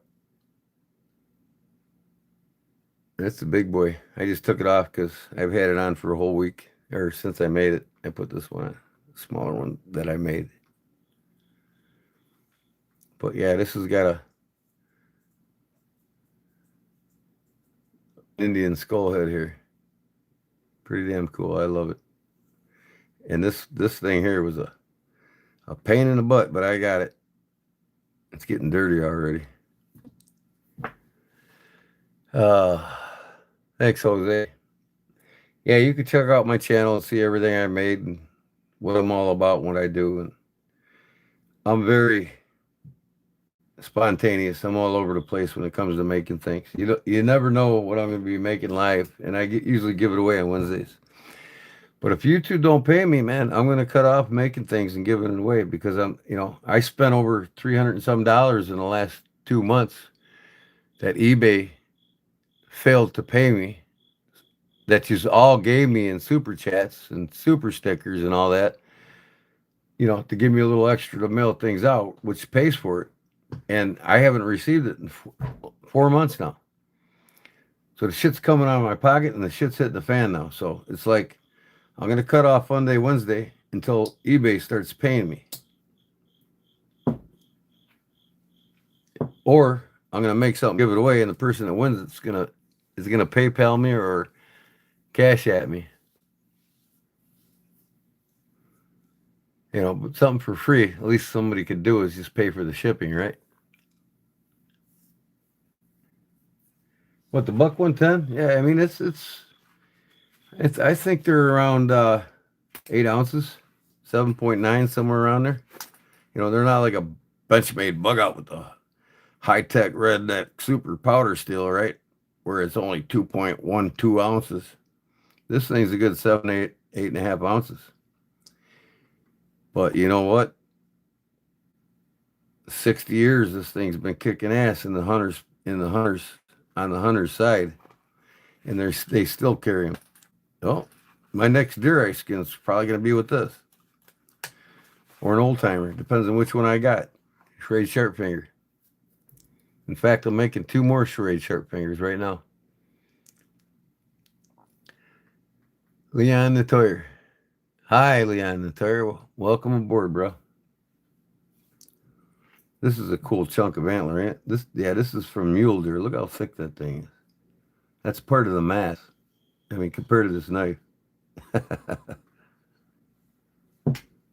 Mule deer from Douglas, Wyoming.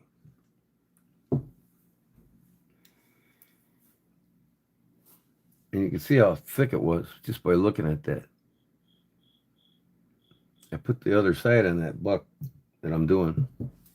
I carried this today. I figure, why not, man? Old tried and true. I don't know why I'm using this slip, but, a slimline trapper. Single blade fit in there just nice. This is my user. You can see it's dirty. Should give it a little quick cleaning here. Hold on.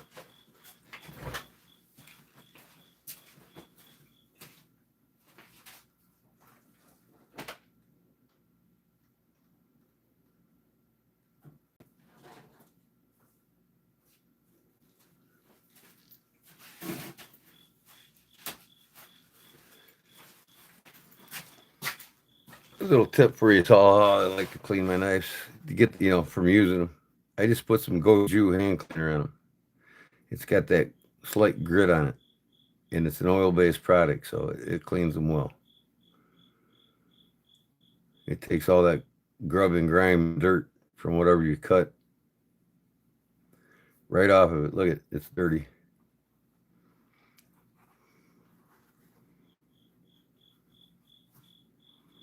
Takes it right off.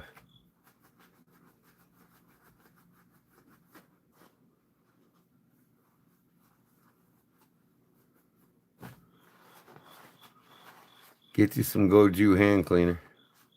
That's what you use to clean your oily hands when you're done working on your cars.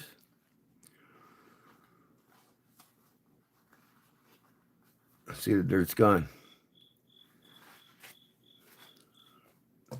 And I just take a microfiber and give a little spit.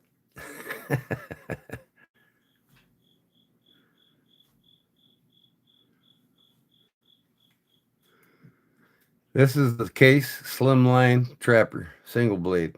It's not the full-size trapper. Now you see the best trapper ever made that I carry.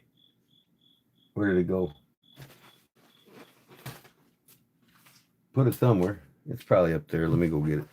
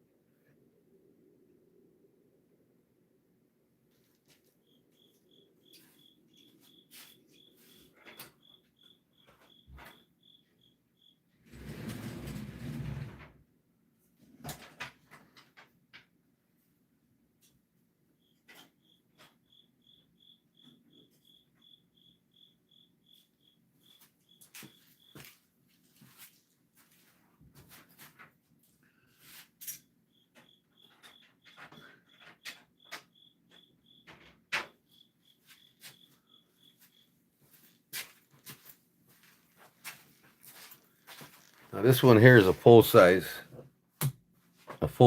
single-bladed trapper. Scrimshaw by Charade.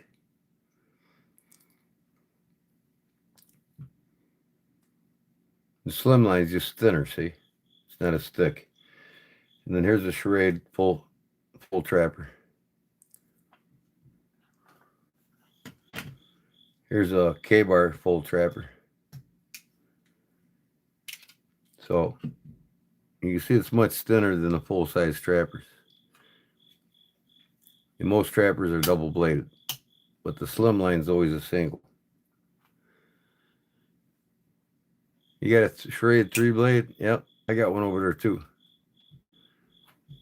Yep, I collect a lot of Charades. Now I got this one for $2 at the garage sale. Fishing knife. $2. I'll clean this thing up, look almost new, but it's carbon steel, so I won't really get most of the patina off of this, and I don't really want to because that shows good character and age. You usually take a lot of the value away from a knife when you get rid of all the patina. This is a Colonial Province. This one here is about 80 years old, 7 years old. It's one of the older models. First clamshelled them. This is a yellow synthetic plastic. It's not Delrin. This is Delrin.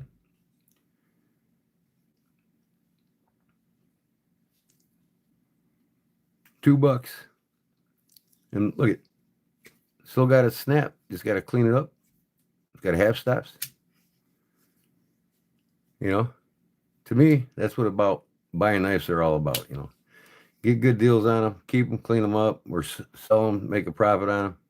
I could sell any of these knives that I got for $2 for 20 a piece all day.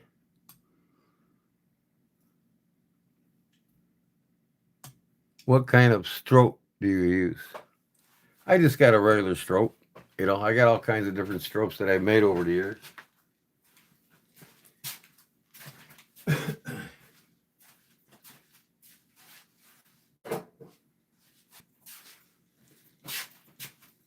you know, I made one with a double back, you know, that I gave brown sugar.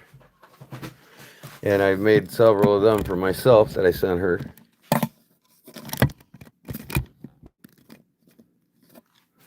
But I just get one with a paddle on it, you know. That's all you need. Got the jeweler's compound all over it. This is a new knife. It's never been used. It's in my collection.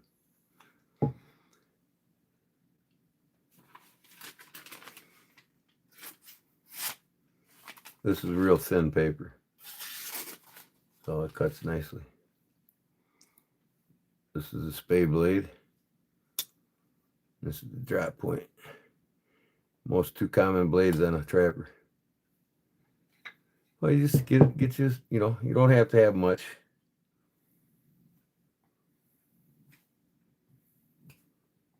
And you don't have to put much pressure on it. You're just refining the bird. That's all you're doing. You're knocking it off. And just like 3 or 4, sometimes even 5 swipes is all you need. You're back in business. There.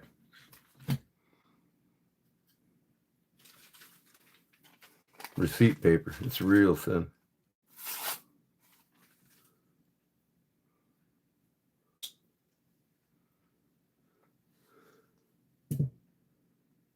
I carried this one a lot. This thing's probably been in my pocket the most out of a lot of the 1,100 knives I own. Old scrimshaw with the bass on it, since I used to professionally fish bass. Liner lock. Yep. This one's a liner lock, and this one ain't. This is just a traditional folder. So they come in all different styles. We'll put these up now. I'll put this back in here. I like to carry a trapper with me once in a while. I'll rotate them. I carry this one a lot, this Appalachian Jack. This is what I've been carrying for the last few weeks. This is the only Rosecraft knife I have, so I'm going to start getting a lot of them because I'm really impressed by the work from these Chinese. The $350 Jack Wolf knife is made by the same company in China with the same machines. The only difference is they got machines specifically for the powder metals, and they're made the same way. They're shaped the same way. They got the same tolerances. It was very tight. And this one, for being a $50 knife, is made better than a case. Any of the new knives off the case is lying right now. The compound is micro paste. It's basically used in the industry as a jeweler's compound. You know, jewelers it's like you get up to like 16 to 30,000 grit on a Japanese whetstone. This is around in the 60,000 grit. You know what I mean? That jeweler's compound. It's made so fine. You know, it's just refining the burr. Knocking that burr off. If there's any trace of burr, this will get it off. You know, it was made in the industry for jewelers. And they basically take the diamonds that they cut. You know, they'll go in a circle on every facet, cutting off the burrs and the diamonds. Same thing with a knife. Of course, the knife's a lot less harder than a diamond. So this polishes the diamonds really well. And the lighter the compound, like this is the green, which is the second to lightest. The lightest is actually the white. The white is the finest. The black is the coarsest. You know, you're talking 60. What are they? I'm trying to remember what they rate the compounds in. I can't remember. But it's comparable to like a 60,000 grit whetstone.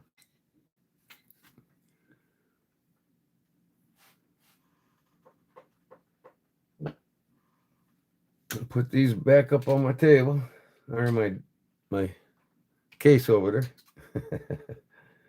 I want to bring this one out here.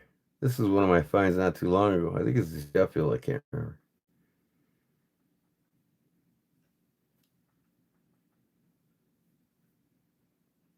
Well, I got this, I think from Jerry. I don't think we both knew what name it made. This is real bone. And this thing's almost 100 years old. Where is my, here it is.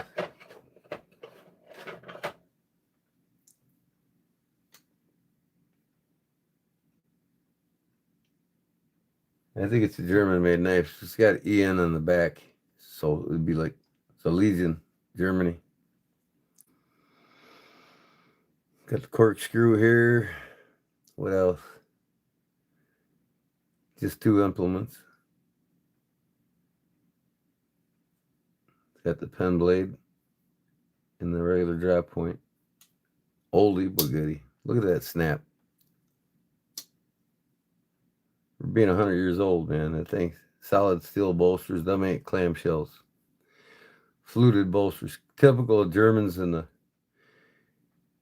Sheffield England era.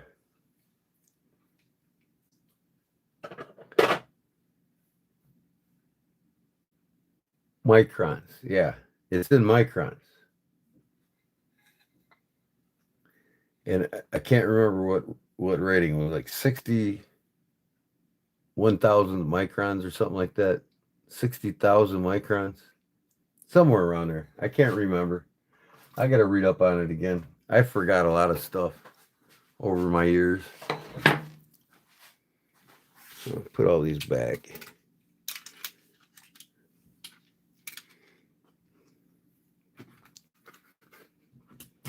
But this is my new favorite right here. This Sheffield England Barlow. Made by Chris Johnson. I'll carry that one and this one probably.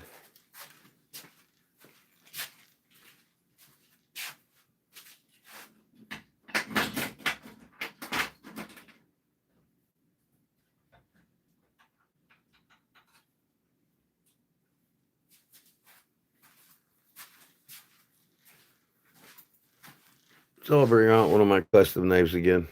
This is one of my oldest custom knives that I designed. It's got the Kodiak bear claw in the sheath.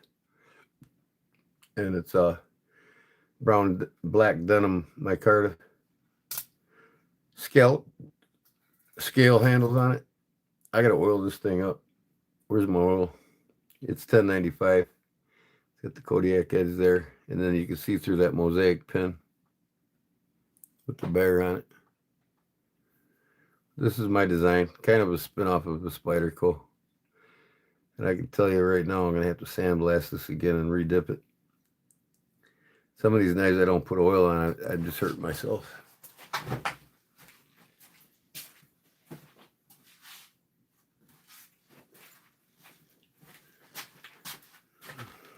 I got a thick viscosity oil here I use.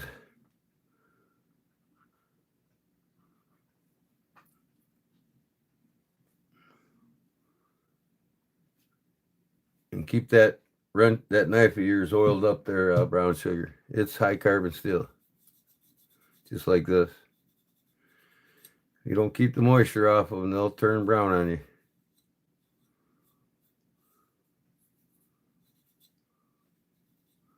This one I put a rock finish on the spine. It's like a random finish. It almost looks like rocks, even up the blade.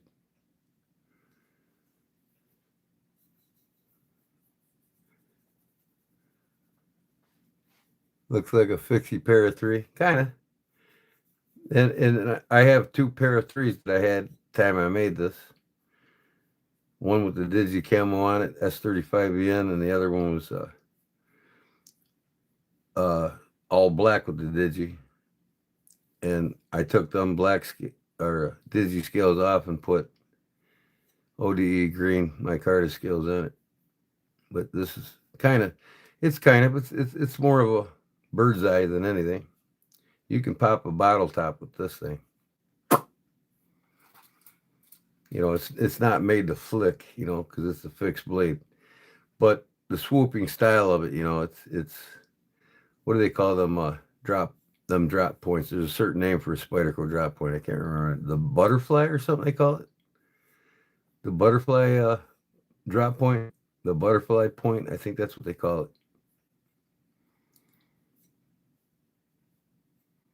But I can oil up this micarta too if I wanted to.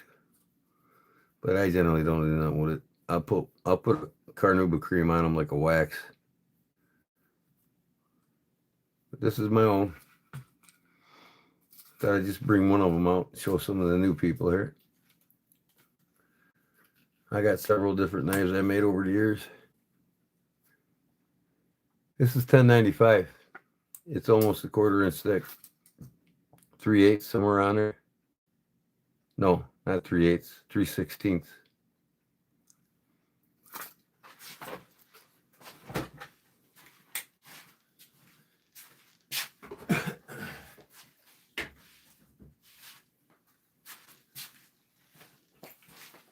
This one here is another one of my designs.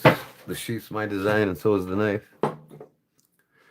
I hand carved this weave pattern on here. This isn't a stamp. And I got it somewhat around the back. You don't really see the back, so. Rivets, solid. And then this is spalted maple. I made this whole knife, and the blade's made from a saw blade. When I first started making knives, I wanted to design my own. This is one of my first designs. This bolster solid brass. It swoops up onto the blade with jimping all the way up, so you can really choke on it. And then I made the back bolster, that shape. I didn't carve the spine on it or nothing, but it's one of my designs. And I can still make them. I got a 3-foot round concrete blade back there that I can cut up and make knives out of. And then I buy a lot of this flat stock 1095, 1084, 8D2, A1 tool steel. Here's what I made out of a ferro rasp that I actually used when I was young. Like in my mid-20s, I used to travel to all the stockyards and trim and shoe horses. And I actually used this on a lot of them horses. So I decided to make a knife out of it. And I made the handle scales. This is zebra wood. And I made it so I could see the rasp all the way around it.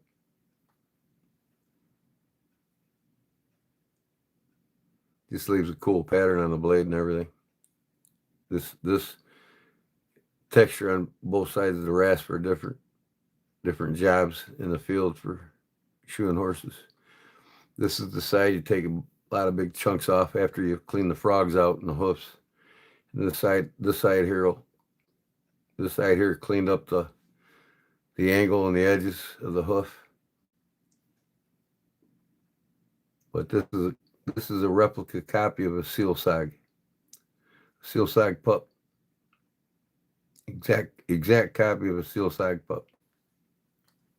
I didn't make a sheath for it, and I needed to do that. Then I made this. This is an antler bead here that I made out of an antler. I burn it with the torch and give it a little buffing. Oh.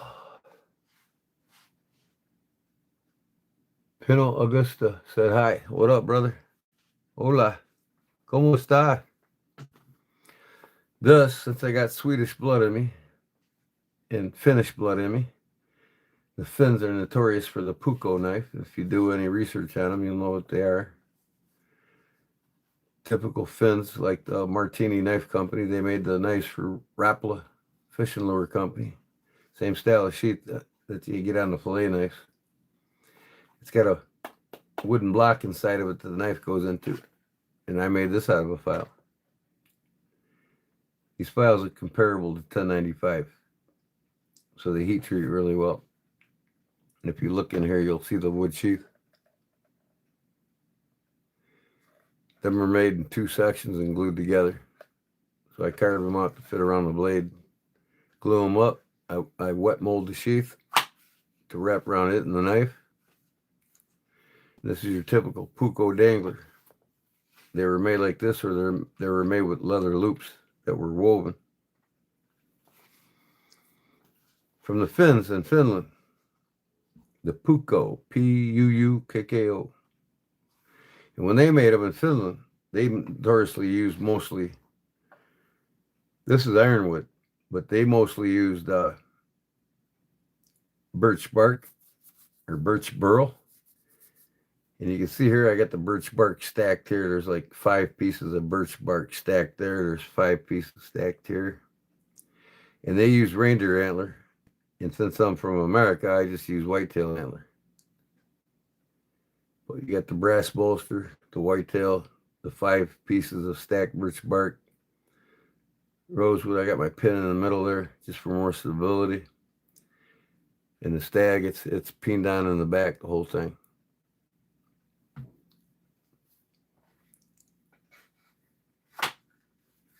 And that doesn't go anywhere. That's molded right to the knife. It stays in there just nice. Hi, new folks. Noah Green, how's it going? So it's 2 o'clock now. My wife wanted me to get up early so we go to the hardware store. So I think I'm going to get off here in about 10, 15 minutes.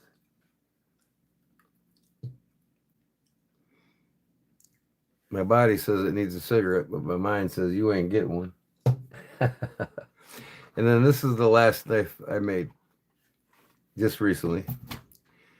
Again, a trapper, right? Slimline trapper. So you can see the DNA in this knife here when I pull it out. But this is the traditional folding trapper. And I wanted a fixed blade trapper. So this is my spin-off of a folding trapper in the fixed blade version. And I made the wet molded sheath for it with the dragon scales on it. Everything's molded even to the belt. This is 1084. No, this is 1095. I'm sorry. It's a good 1/4 inch thick, almost 3/16 or better. And I did a vine carving on the spine here. Don't mind my hands. I got psoriasis really bad. I suffer from psoriasis, and I gotta go into the doctor. They're gonna finally get me in and do my blood work so they know exactly how much they can give me so they can clear this up. I want to get rid of it.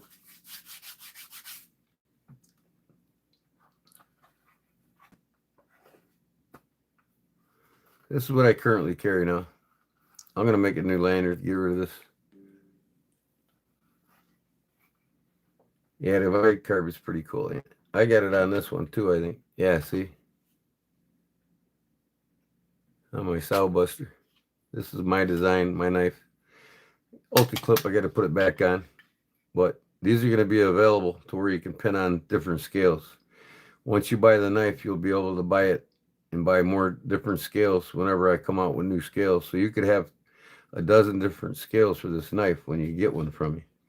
So it's basically, I'm starting a chain, not a chain, but a knife that I'm centering my business around. It's going to be this one here. This is a pocket drop with an ulti-clip, or you can hang it from your chest with the, but it's going to come skeletal like this, and I'll show you.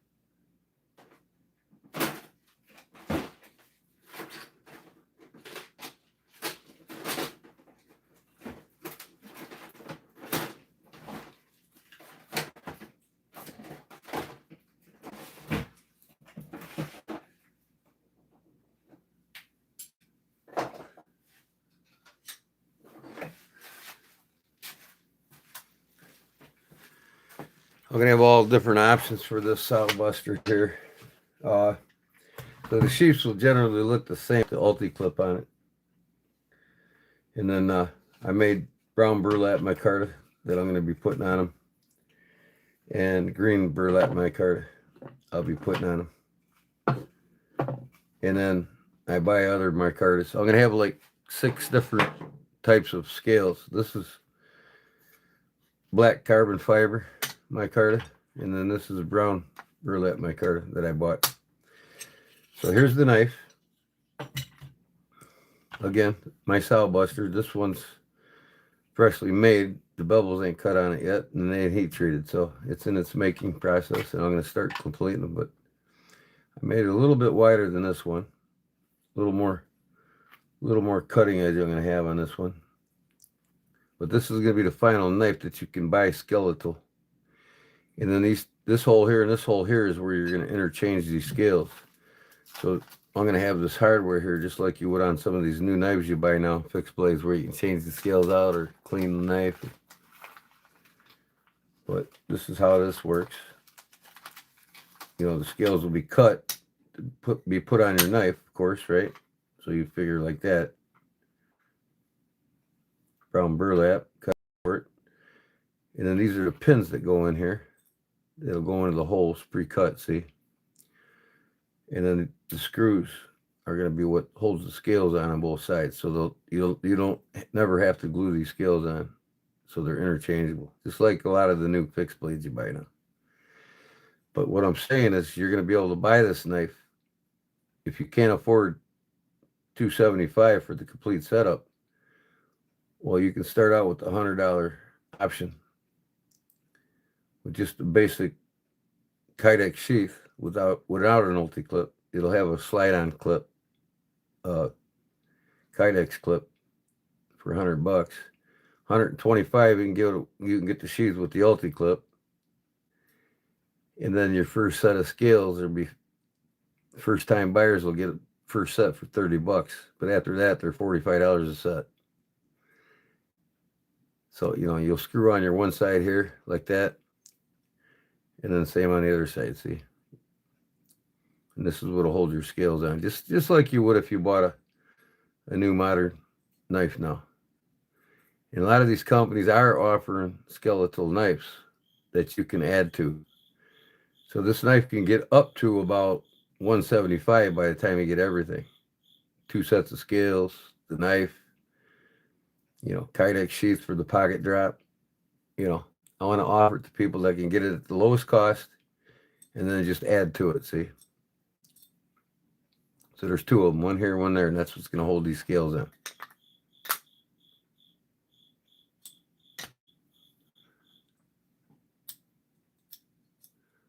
I would like to see you carve. Not tonight, sorry. I'll carve again. Maybe I'll carve I was wanting to do a bonfire again in the backyard, live, like usual. Haven't done it in a while. But I was thinking about doing a carving on the bonfire all night. Start out at 8 o'clock and finish up about 2 in the morning. And I think a good thing to carve for that, Barbara, would be a Swedish butter knife. Swedish butter knives are carved out of wood, and they're made from wood. I've got one upstairs that I've made. I use it all the time. And they got the wide blades on them, like semi-drop point. I mean, actual drop point, and then imagine this blade like twice as thick. Maybe the edge comes to about here instead of there, but the handles are proportionate too. But this is my pocket drop, and how I designed this is after the Sod Buster by Case. That's why I call it the Sow Buster, because I'm Kodiak Edge, the Sow Bear, right? So mine's called the Sow Buster, and you'll see these offered on my eBay channel here soon, that you can purchase them from skeletal all the way up to the full package. When they're skeletal, you'll see these holes. You won't have this unless you order a set of scales with it, which will be $30 more for the first time buyer. And you can wear it either skeletal, or you can, one day you might want to wear it with nothing, skeletal, and the other day you might want to put some brown scales on it, or some black scales, some buffalo on it, some deer antler on it. I'll offer, different colors of micarta. So my lineup will just keep growing with this knife. That's my plans behind it. Yeah, one day we'll get you a knife from me, brown sugar with a fine vine carving on it for you. So I better put all this back before I lose it.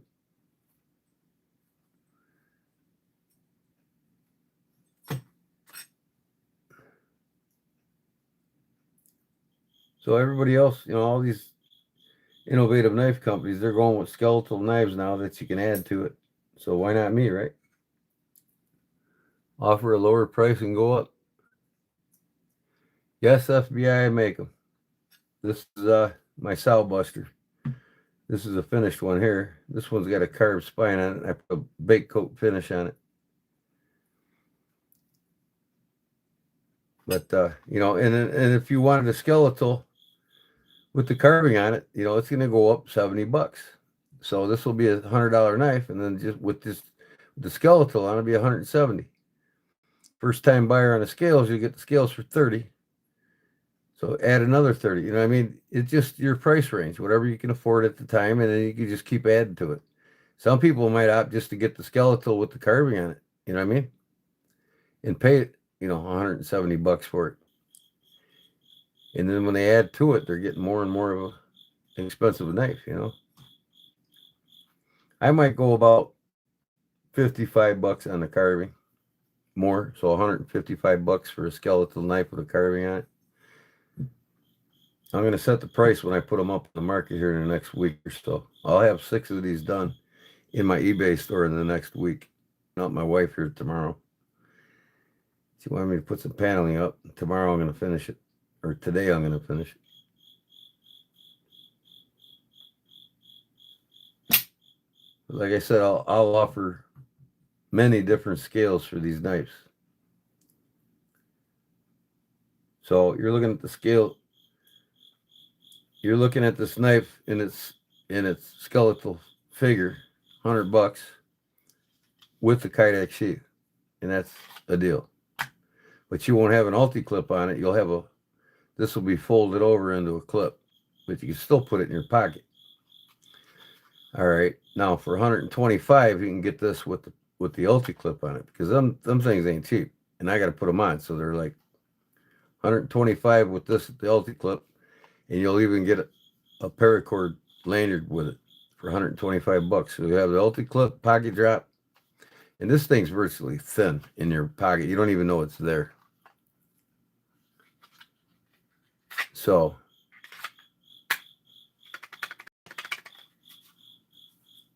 that's what I'm going to be offering here next week or so.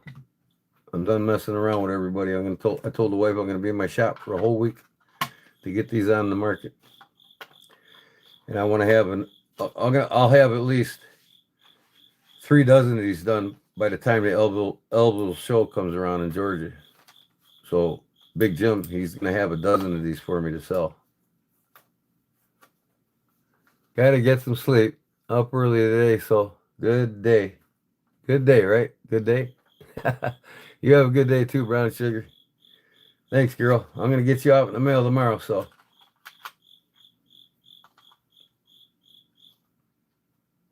I just made Brown Sugar a custom knife. I made it out of a pipe wrench. She absolutely loves it, don't she, girl? I can just say good night, Barbara. Or good night, Brown Sugar. Sharon. This is the oldest one I got. One of the first ones I made. Starting to get a patina already on the carbon steel. And they will patina, I'm telling you. It's the carbon steel. So keep some oil on them, you know. Keep them oiled up and they'll last you a long time without rusting. You know how it is. But I am going to offer this. Now, there's another thing I wanted to touch bases on. Once I get at least 2 dozen of these out on the market right away, then I'm going to go look at the option of having a guy cut them for me laser so he can have 100 ready for me anytime I want them. So I don't have to cut them anymore. And then I got a guy also. So, you know, skeletal knife, you get the skeletal for 100. or for 150, you're going to get one with a Cerakote finish, the whole knife. And I'm going to have that guy Cerakote finish them to match the sheaths. Now, if the Cerakote finish the whole thing, it protects the blade, see? The only thing exposed would be the cutting edge, which you can sharpen and take off any rust every time you sharpen it. So I'll have them Cerakoted the whole color of the sheath. And then if you buy the scales, of course, you can put the scales on. You won't see the Cerakote other than on the edge in the blade. So you can get a Cerakote, you can get a micarta scale on me that'll match the Cerakote, like a black or a blue or a pink in this case. This is a purple, actually.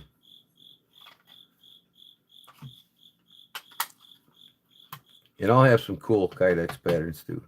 I got the ones I'm going to be using for these knives right away.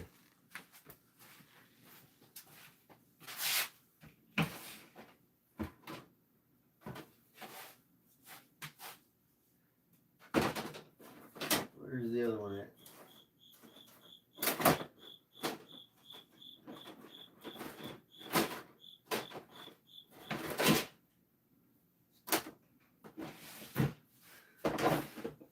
No, I gotta find them, but I got black carbon fiber. It looks just like this, and then this is a ODE green carbon fiber Kydex.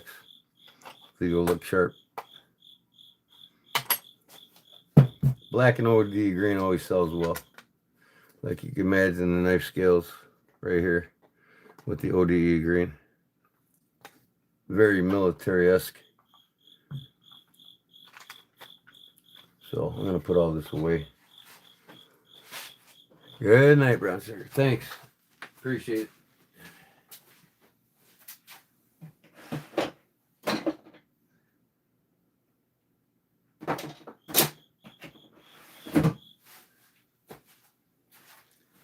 You know, and I'm going to offer a black walnut scale. I'm going to offer a bloodwood scale, you know, like this. Or no, this is black walnut. I'll offer the black walnut, and then the ironwood.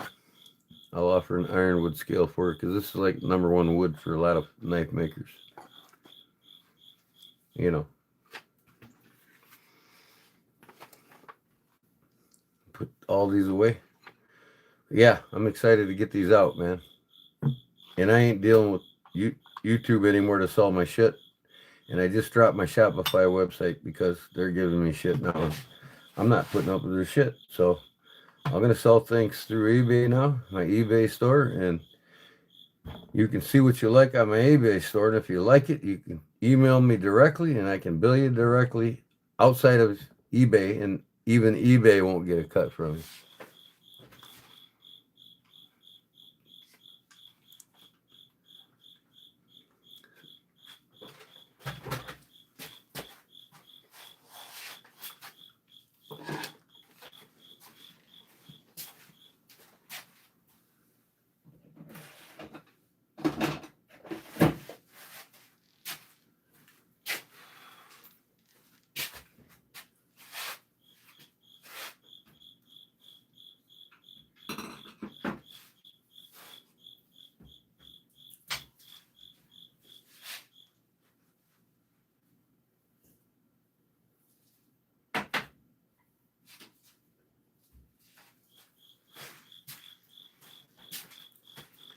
Now, since they carried knives in the military, I came up with the ultimate fighting knife. This is the last knife, actually, that I designed and made. I got the Kodiak Grizzly head on the lanyard here. I dyed this white leather for the lanyard. It's got a skull crusher here.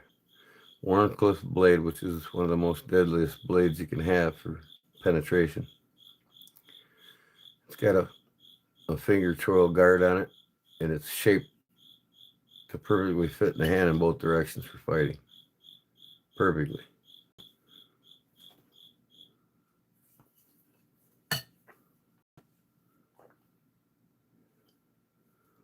This is a sticker here. So now I got to make me a nice, beautiful custom sheath for this, and this will probably sell for about $4.50. That's 1095 stonewashed. And it's a chunker, vine pattern on it. Skull crusher, busting somebody's head open. Snake pattern up front, jimping in between. Vine pattern, jimping in the back. No hot spots on it. I don't have any hot spots. You can't feel no transitions in my knife.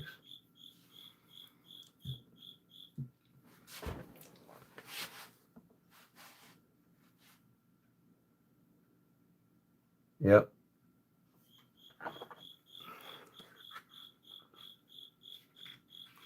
You know, and I keep this a passion. I'm not in no hurry to please anybody. You know what I mean? I'll please one customer at a time, and when your time's up, I'll please you.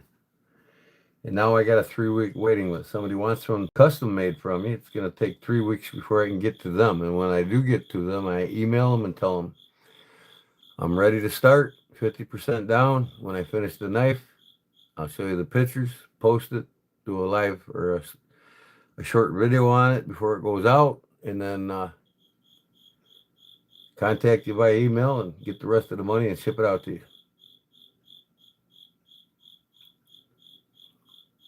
And that's just for customs, unless you buy one off my eBay store that's already made, like the pocket drops. And I'll probably have a dozen of these for sale soon. Not too soon, but within the coming year. I should have by January, February, I should have at least a half a dozen of these made.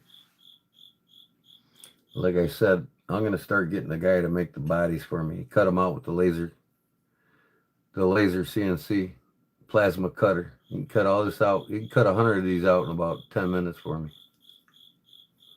And then all I got to do is spend my time heat treating them and grinding it, putting the bevels on them.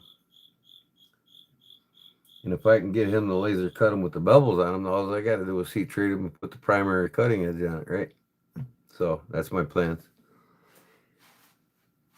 It'll take a lot of time out of my hand, and I won't lose interest in making knives if I have to make it turn into a job, which is I don't want to do.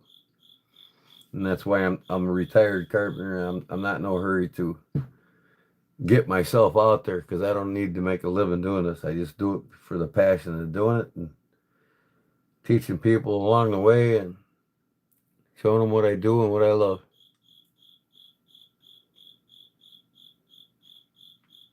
Thanks, Tommy.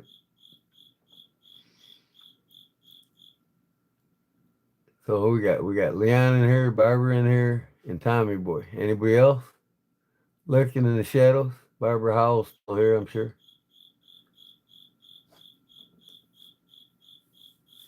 But yeah, I can't wait to clean this one up a little bit more. I think, like I said, this is going to be my user.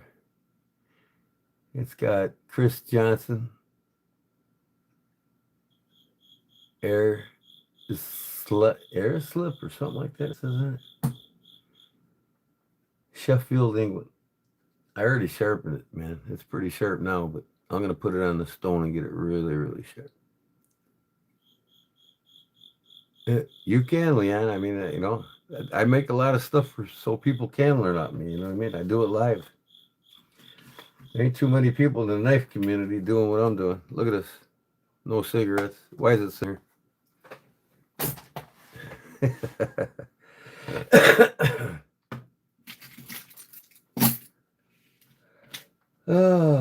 It's kind of weird not having to light up a cigarette while I'm talking these all, because that's usually most of the time I smoke is when I'm in here. Listen to that snap. This thing's like 70 years old.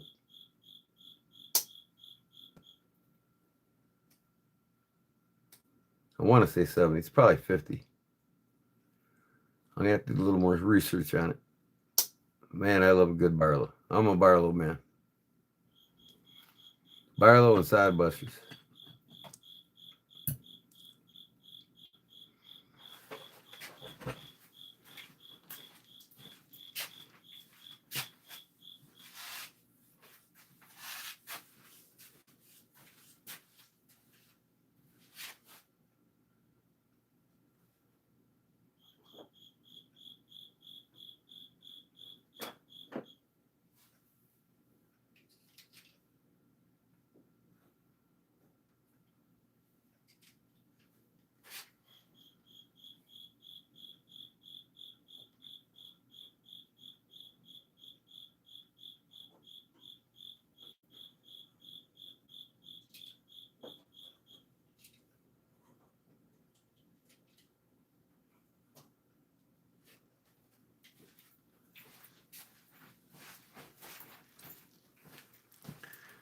I've got several more Barlows than this. This is just a touch of them. I'll just get some of these out. Different Barlows from over the years.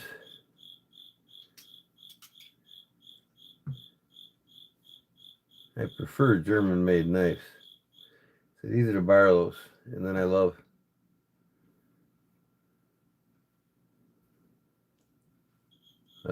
my inspiration for this knife is the Sidebusters style knives. Now, when it comes to Sidebusters, I prefer the German handmade ones, and that's what this is. But you can see the inspiration, the DNA in this from that. You know, here's a 3-bladed Sidebuster, I should say, or farmhand. In Germany, they call them farmhands. This one's made in Germany.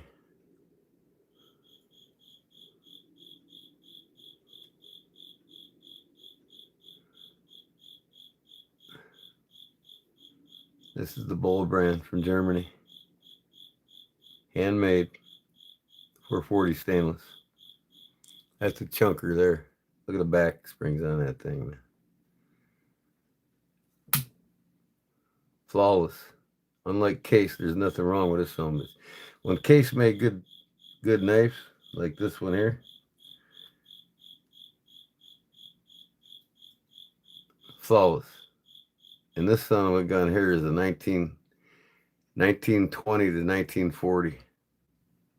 That's solid bone. Case double X. That's an old user there. Barlow.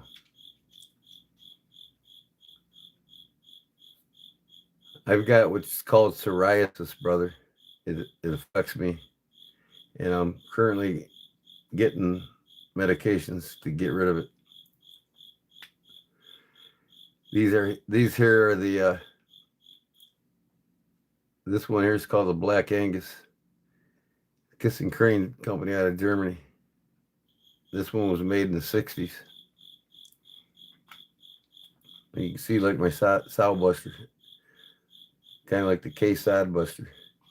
In fact, I'll get a K Sidebuster out, but these are also. This is Germany. This is a Karl Schleppler from Germany. One of the most notorious makers in Germany. The I brand. You can see the DNA in my Sidebuster. This is the Black Angus from Kissing Tree. This one here is called the Brown Mule, or from Kissing Crane. Listen to that, man. This is from the 70s. Listen to this knife. And that's bloodwood. I mean, look at that thing, man. Isn't that a beauty? Got the brown mule on the blade.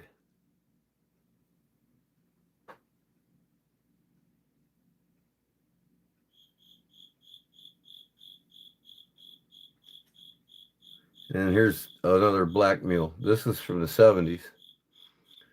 This one's from the 60s. Black Angus, Kissing Crane. 60s, 70s, 80s. All three from Kissing Crane. And this is from the I brand. This is from Bulldog. This is, you know, despite these, 3-bladed German I brand, or German Bulldog brand. Like I said, this is a Case user. I'll get out a Case Sidebuster.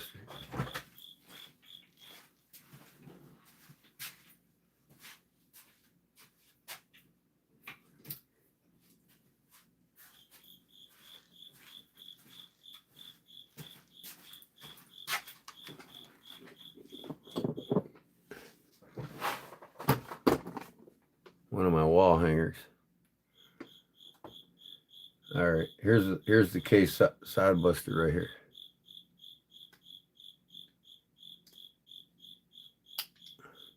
See here.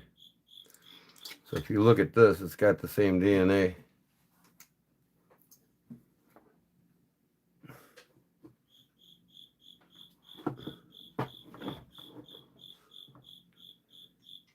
As this.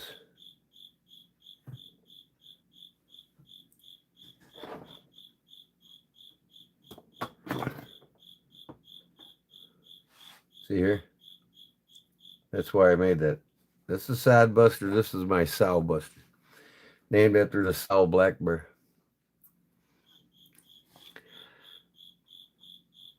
I just wanted to improve the action of my Spidey Military 2. What do you think about polishing a bit the washers? Yeah, take them apart. They got bronze washers in them, and just put them on like 1,000 grit sandpaper. That's all you need. Put a little WD-40 or any kind of oil you got that's thin, and just wipe it back and forth. You know, it might improve it a little bit, not much, but you know, the more you use them, the knives, the more they break in. Now here's the case regular Sow Busters. This is the senior here. See. Now, if you look at that, it's a little bit longer handle. Mine, this one here is made, this is the senior and this is the junior.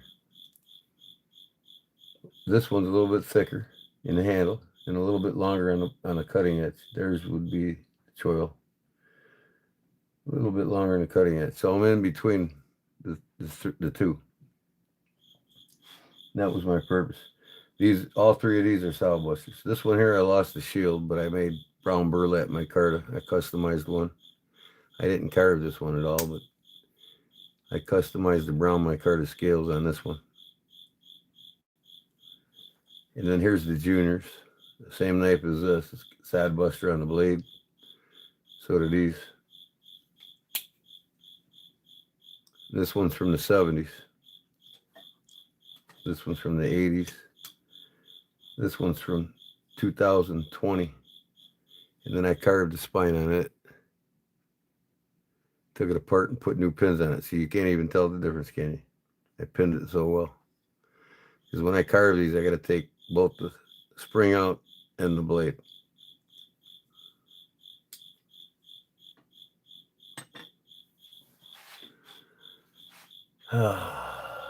It's some of my, a lot of these are going to go up for sale on my YouTube channel or eBay store.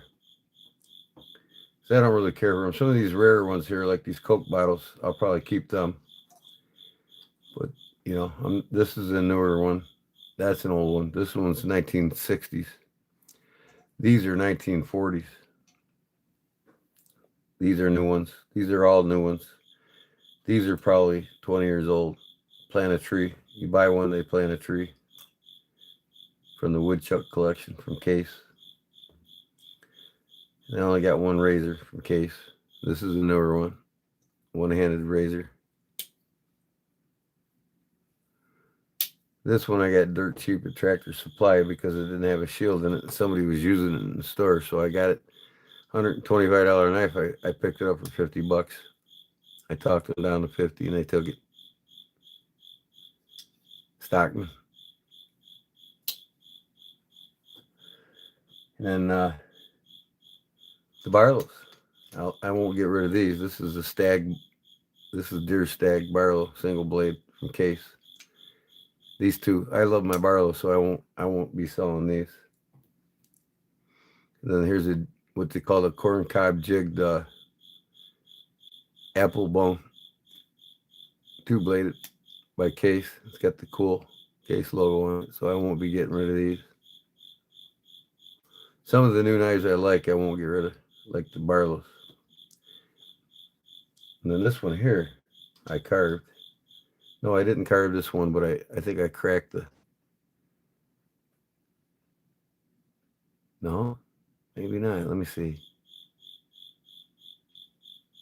Yeah, I cracked this one up here. I repinned it.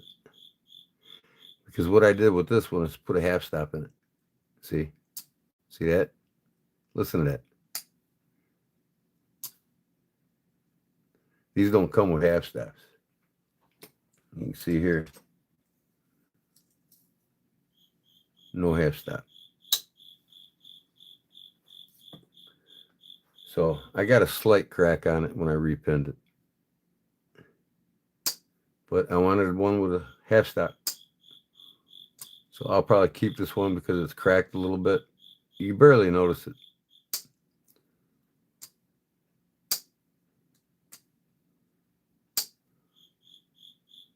So these three here I'll probably keep. I'll probably keep this one unless I find it. I'll probably order another shield. I might sell it. And I didn't put a half stop in that one. I redid it. I don't know why, but I didn't.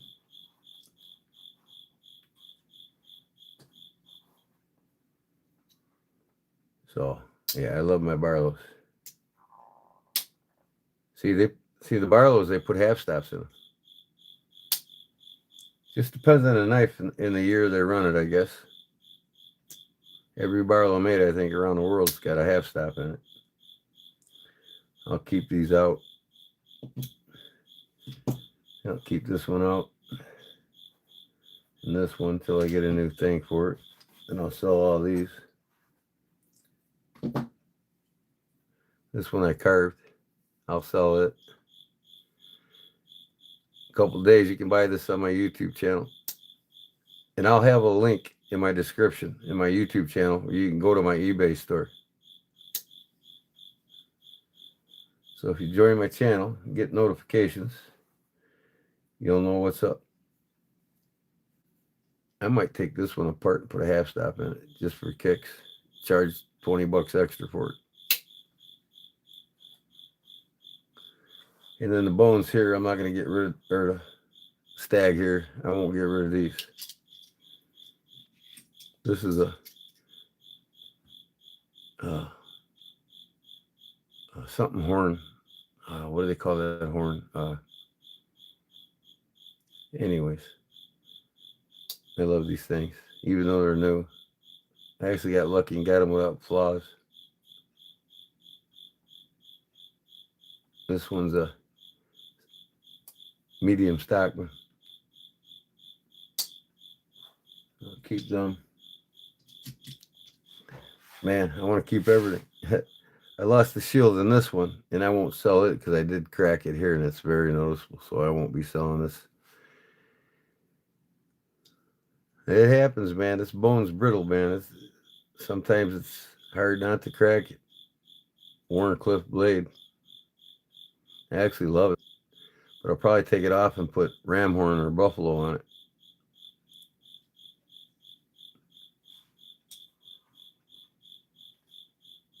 What kind of bigger knife you want to see?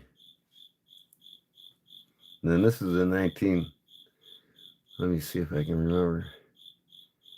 Yeah, 1920 to 1942, I think this knife was made. I had a guy offer me $800 for this knife, and even though it's a user, it's just a rare bird. I'll probably put that on my eBay store. And I just got this one not too long ago. This is real bone case.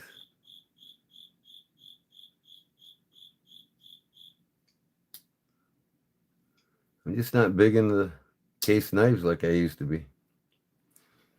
You know, I wanted to buy them all at one time. Now I want to buy all the German ones I can. And see, this is a full-size trapper by case. This is the maple with the pattern on it. X Brown Clan, do you have any bigger knives? Yeah, what kind of bigger knives?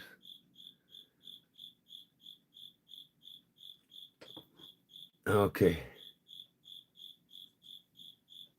Typical trapper with a spade blade. And then these are case too. Test runs. Pilot test runs. So they only made so many of them with the wooden handles, American flag. They got all kinds of these different wood patterns, not just the flag. I had 3 of them, but I traded one of them away. I had this one and then a bigger one of this one. Every time you bought these, the Woodchuck series, they would plant a tree somewhere around the world. So it says here, Woodchuck, buy one, plant one. Little lock back case.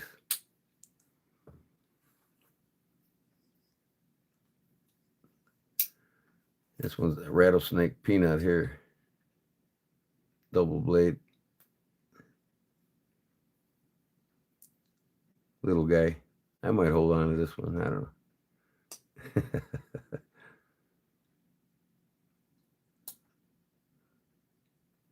Little pen blade. Pen blade was designed back in the day when they used to write things with turkey quills for a pen. And they used this blade style that they designed to make them pens. Hence pen blade, right?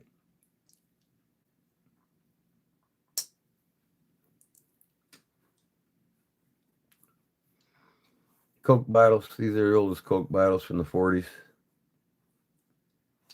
This is the new Stockman here. Plastic Delrin scales. And then this is an old bird here. This is an old user. This one here is from, I believe, the 80s. No, 60s.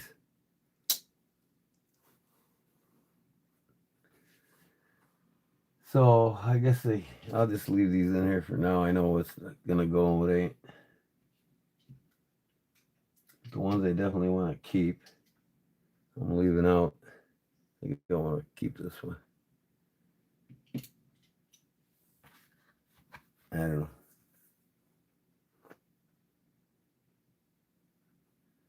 This one's 9/11. It's got 9/11 on it when the Twin Towers were attacked. This is probably the most expensive one in here. Scrimshaw. Okay. I got another one of these hanging up with my German knives in it. I'm not going to get everything out. I got to hit the sack.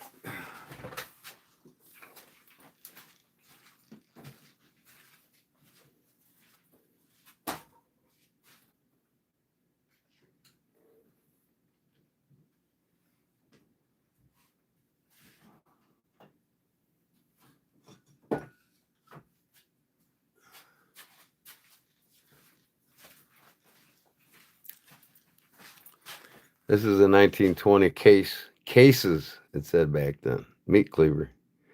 Cases, tested double X. It's got the wear and patina, and I'm just going to leave it alone.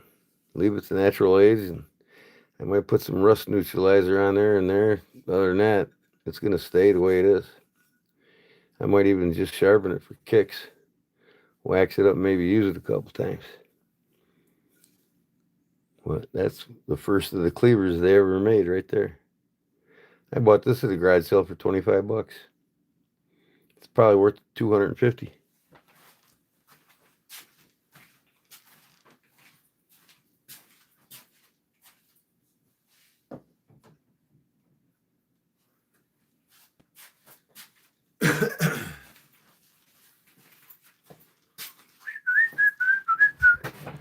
Yep. So, the sow buster, the sod busters, right? That's the sow grizzly bear, the female grizzly bear, the sow buster. Sod buster, sow buster. Sounds the same, right? You always think of shit like that when you make knives. What am I going to name it next? What am I naming this knife? Some people name them after creeks and rivers, like Rosecraft. Watch my fingers.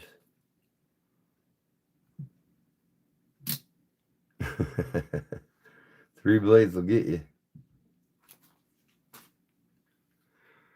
Hello, Gabriel and browser. Brower clan. Thanks, Brower. Yep.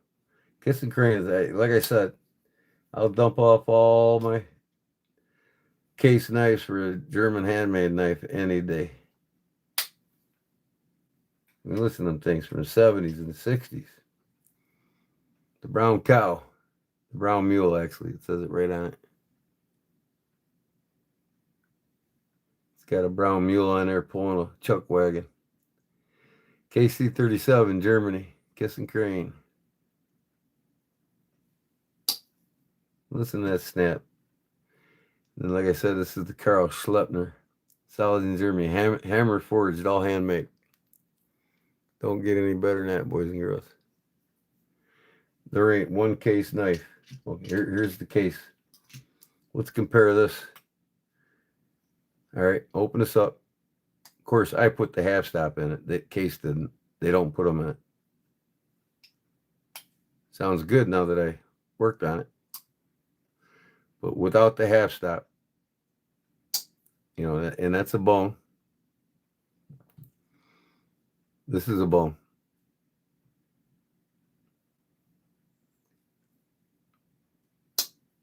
Listen to that thing.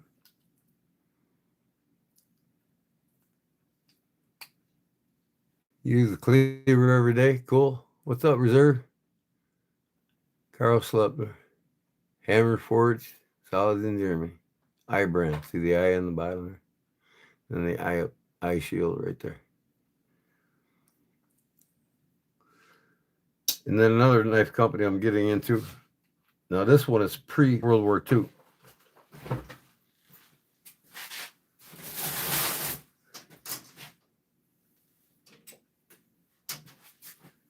You will not find one of these on eBay. And I will deal with a guy. I sent him 4 case knives for this thing. It's worn off here, but this is a Henkel. Henkels are made, even the pocket knives, but they're known for the kitchen knives. And this Henkel here is made pre-World War II, probably about 1938, 1939. Don't even have a bell on it, so a scout knife. It's got all the implements of a regular scout knife, if you know what a scout knife is. Can opener, bottle opener, main blade. That's all it's got. So I'd say this probably dates 1939, 1940 even though World War II came around then. But they quit making them because of the war effort. They needed all the brass they could for the bullet rounds, even in Germany. And this is handmade in Germany before the war.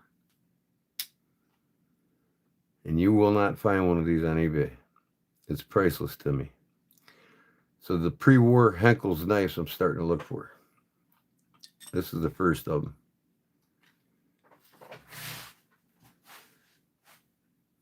Yeah.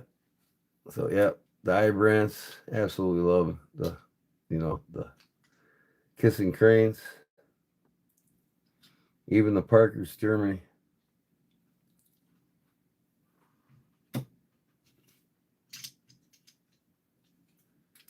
So I'm just going to leave them all out now, I think. Go to bed and take care of them in the morning. So here's a German Boker. Barlow. 495 it's called. They had the 492, 493, 494, 95. 95 had 2 blades. I don't think they even made a 93 or under with 1 blade. This is an old pocket user. Probably around 1970 or so. That saw cut bone. Here's the saw cut different. Barlow it's called. This is Imperial. Nope, this is Saber USA, and somebody put the grinder to it. I like Barlow, so I'll buy them at garage sales just for the hell of it. And I probably got 20 more Barlows over there. This one I did a video on. You can watch me restore it. No, not this one. But this one here is a Colonial Province USA double blade drop point. Patent number on this blade, pen blade. Here's the one I did the video on. It was a rust bucket when I got it. I mean, it was completely rusty. I got it at an antique store for $5. Took it back and showed it to him. He couldn't believe it was the same knife. So you can watch my video on my channel, full video of restoring this. And this is a Colonial Province USA.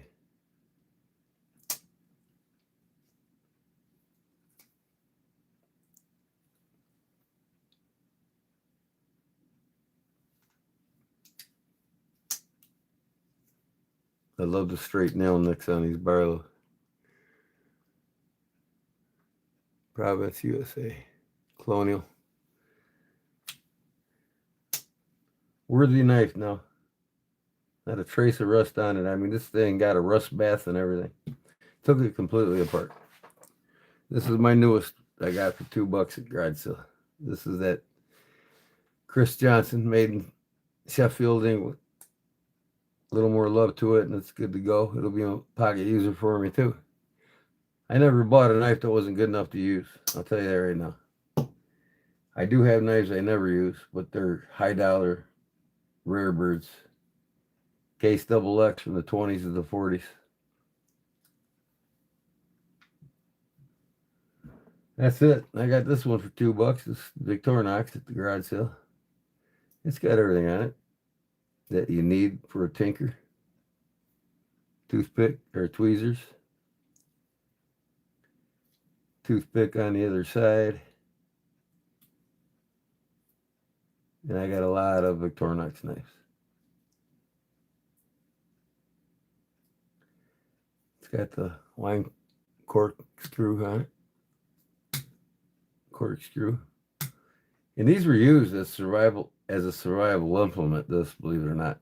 So what you do is, before you take that out, you take out your reamer here, see? And this also acts as a sewing needle. It's got a hole in it, so you can push it through leather, pull your thread up through an emergency out in the woods. You got to make something emergency with leather. So you take this, and you'd ream a hole in the end of a branch that would make up a spear, right? Instead of cutting a spear blade on the end of the branch, you'd ream a hole with this all the way down to hit almost there. And then you take this out right here, the corkscrew, and you'd screw that into that hole that you reamed out, right? You'd keep going until this bottomed out. Once that bottoms out on the end of that twig that you make into a spear, just open the blade, and it's affixed to it, right? This can come out a little bit out of the outside of the twig. Generally be about right there. You know, the end of the twig being right here. And not only would this keep it on your branch that you made the spear from, but you'd also take paracord and wrap it around it. You know what I mean? Double security. And then you could kill a pig with this if you have to. Wild boar out in the woods. So there's more than one use for that corkscrew, believe me. And then on a lot of the bigger ones, and I'll show you. Let me get one. See, I got them on my keychain, see? This one here has a pen. I can write with this.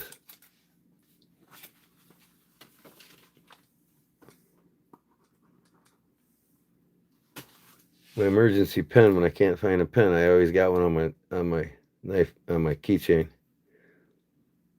So you'll push this in and back in it goes.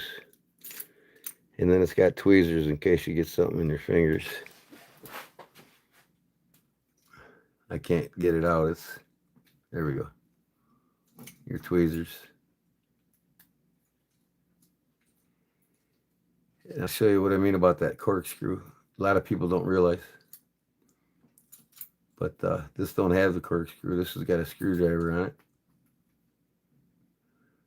And a bottle opener. Some of the basic implements. It's got the scissors, of course. And no scouting knife company ever made scissors as good as Victorinox.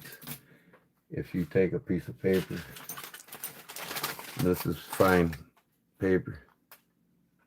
They cut like nobody's business. I could even drag this through and cut. Watch. Let me see here. Get it started. I didn't even do that. So Victorinox always made the best. And if you can watch a video on my YouTube channel, I have a full-length video of the 4 different types of steels that they used on the Victorinox. A lot of people don't know what steels they used. The German steels. Again, German handmade knives, right? German steels. The Victorinox were known for using the German steels on their Swiss Army knives. They're Swiss knives. You know, there's a lot of different things about these knives a lot of people don't know. Little pen blade on there. You know, what we got here? Oh, cocaine scoop. That's a little scooper. See if I want to scoop some cocaine up. I'm just kidding. But no, it's like a little mini scoop.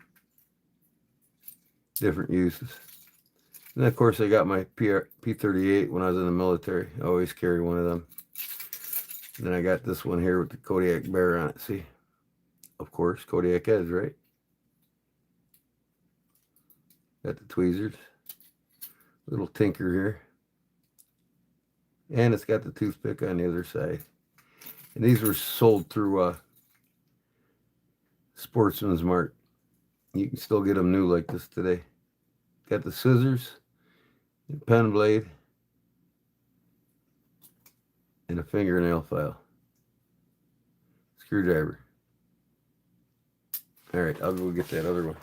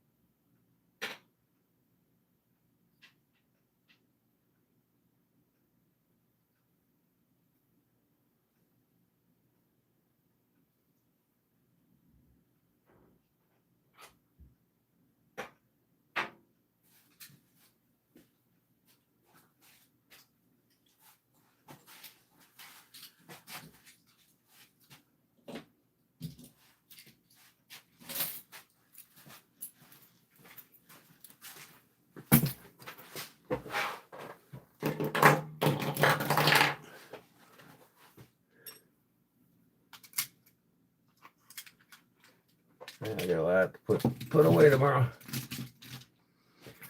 Okay, you seen this little guy here with the bear on it, right? I've got the bigger one too. This one's got the walking grizzly on it. This has got the bear head. But no, this don't have a corkscrew on it. I wanted to show you something, but I will in a second here. That's the bigger one. I want to show you this though. This is a German-made one, right? With the corkscrew, the reamer, can opener, bottle opener, pen blade, main blade. This is a very rare knife, and it's handmade completely in Germany. All the blades are handmade, unlike the Victorinox. They're all machine milled out. This is a rust-free otter from Germany. And this is the best built scout knife you'll ever carry, right here. That's why I prefer the Germans over the Americans or any other. Geber Burns, Solingen, Germany.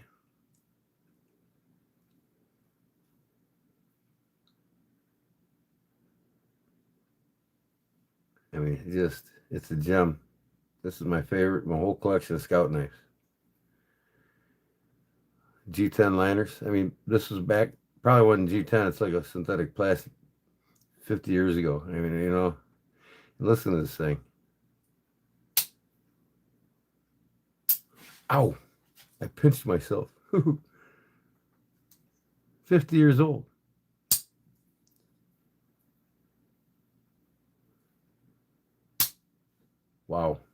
Let's hear the Victorinox in comparison. Main blade. Did you hear that? Get the main blade out of this. Now listen to these close.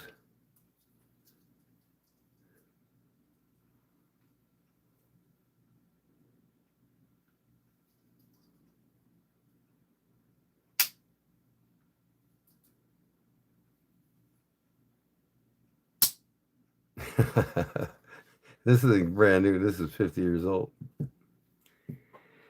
How? What am I talking about? What's that? And I know what I'm talking about. European knife makers are making great knives for people who can't carry them anywhere at all except at home. Yeah, I believe it. Opening a great bottle of wine will make you help to survive. Well, most wines, bottle of wines, even today, anywhere around the world, have so many pesticides on them, on the grapes, that's hardly washed off. And people don't realize, unless it's homegrown grapes and there's no pesticides used in a mass big crop, it's just like regular farm fields here. I wanted to show you this one. This is my other knife. I showed you the Barlow that I made. Now this is my lockback, all custom made by me. This is my lockback with brown burlap micarta and a custom carved bolster on it with fluting and chamfers all the way around it. And I carved the vine on the blade only. And it's a lockback. It's got my Kodiak edge on the blade up there. This is 1084 high carbon steel. Look how clean it is for being carbon steel. That's mine. All right. Here's the last Victorinox I bought. I can't remember the name of the damn thing. I bought it at Walmart. But this is a little more of a pocket knife for you. Okay. And I love the way it's a liner lock. It locks up solid, unlike most Victorinox knives. It's got the one-handed opening blade hole, they call it. So you can open these one-handed. Not the flick, that's just the modern thing with the modern guru guys. It's kind of like the Buck Spitfire. They're made for one-hand opening. They got a hole in it like that, see? Look at how stout that thing is. That's the bottle opener screwdriver. Over here you got the can opener. Another screwdriver. Right? The main blade. And this one's liner lock too. So usually when you got a lot of scout knives or something, if it's got a liner lock on it, it's usually the implements that are under torque. You know what I mean? Now, it ain't the case, I don't think, with this screwdriver, but I love where they placed it. You put it right there in your fingers and really get down. Instead of versus on the end like some of this Victorinox. This one here has it in the middle here too. I like that. Versus one of these, I think it comes out the end. This has got 47 implements on it. But I wanted to show you here with the corkscrew, and I don't have one in here. I don't know why. I took it out and put it in another one that I'm using, I think.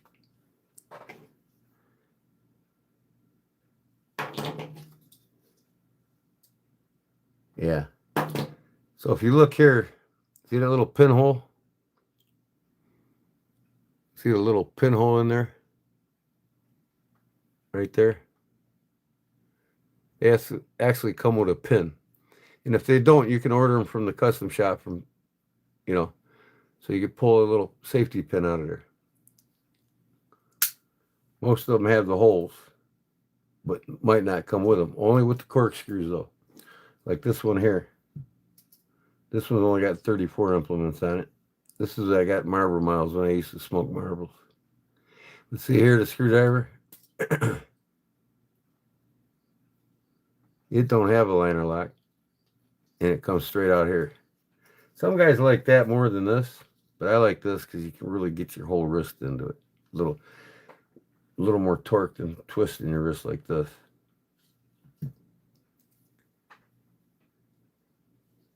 How much what? These are at Walmart. These are $67 plus tax. So I think I paid like $74 with tax. And it's got the tweezers on it too. And the toothpick. So this is basically your all-around camp knife that's upgraded from the big boy. I mean, these things here, just there's so many uses with them. You know, you got your specific Victorinoxes that you'll use for different things. You might throw this one and this one in your bag, or this one in a sheath, this one in your bag, you know, so you have them extra tools like the scissors or the pliers. This one's got pliers on it as well as scissors. So we'll get all these tools out here. You got the toothpick, right? A pen, another pen. This one's got a pen on it.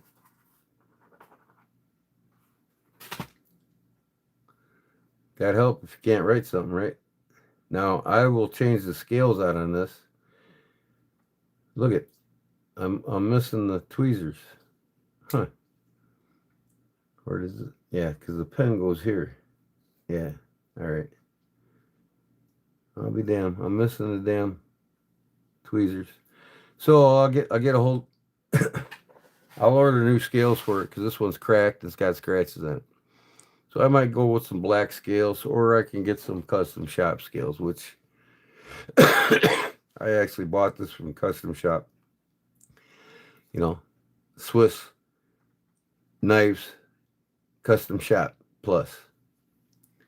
And I bought this from the Custom Shop. You can buy these pocket clips now that screw through the ring. So you take this ring off, keychain ring or whatever, lanyard, and then you screw it through that for a pocket clip. So I wore this in my pocket like a regular pocket clip knife. My wife got this for me for Christmas from the Custom Shop. So I'll probably order some of these scales to go on here. You know, and then I can order a screwdriver that goes in here. Like some of them had the screwdrivers in them. I didn't bring one out, but I got a couple more in there with screwdrivers in here. My green one's got it. Did I leave that one out?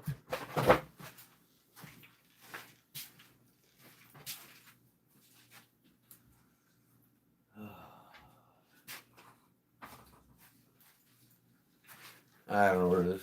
I put it somewhere. It's probably buried somewhere on my desk here. But yeah, they got... Anyways. That's the pliers. And then they also have the scissors under it. I think I gotta pull some of these out so I can get to the others. I don't have much nails. But here's a fish scaler and hook dislodger. So this would be in a grab bag for like fishing and camping all around. And screwdriver. Right? And you got your magnifying glass for either reading or just basically for making fires with the sun. So you can make a fire with that. And then, of course, you got your bottle opener, can opener, right? There's your can opener with a smaller straight edge screwdriver. Larger screwdriver on the bottle opener. Then here's your scissors. So you got this big boy here. You got the scissors and the pliers.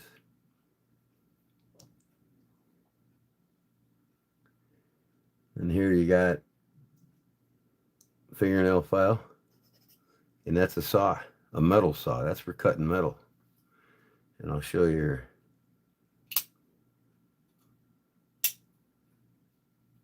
Yes, they make a Victorinox that'll cut metal.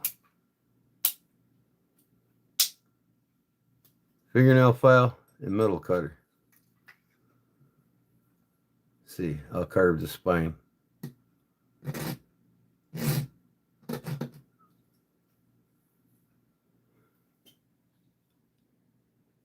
it will cut thin metal like nobody's business, or tin or anything that's light. And it's a fingernail file on this side and a regular file on this side. So you got a metal file, a fingernail file, and a metal cutting knife. So we use the file in it.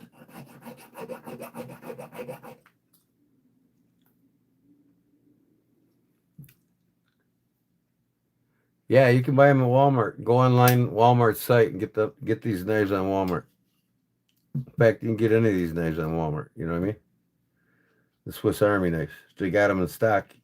If they don't, they usually have them in stock on the. So I think I opened up everything on this side. Let me see here. Fishing knife. Descaler. I didn't open this one, did I? Yeah, no, that's the saw. That's for wood. And I ain't got a chunk here I want to cut. Let me see here. And these things just rip through wood, man. I'm telling you what. Again, if you want to use the saw, right? Get this ream out a hole, bring out this, screw it into a pole or a branch, and now you got an extendable saw with like a 8-foot branch, right? You can screw this into the end of that branch after you ream the hole out in it, paracord it around, and now you got a saw that'll reach up 8-10 feet if you're on a campsite, see? And these things rip through wood. That's already 1/4 of an inch in. They will cut shit like nobody's business. And like I said, you can go watch my full-length video on like the can openers are different steel than the knives, the knife blades. These are different steel than the knife blades. There's like 4 different steels in this knife. And my video explains it all for you.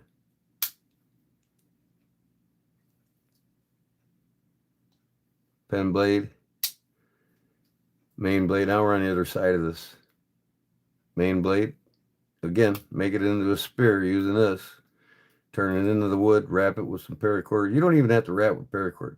But the paracord will keep this thing from twisting, see? When it's on the end of your branch for a spear. And you can kill a pig with that. To survive.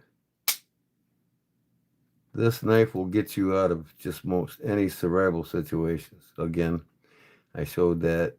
I showed this whole side already. We'll go over here now. The wine bottle opener, hanger, whatever you want it for. This one here, you can hook this on a tree branch or something, and it's also used for carrying hot implements out to fire. It's got the wire handle on it. You just hook it with that. You can pull it up without burning yourself, right? That's basically what that's for. The camping cook.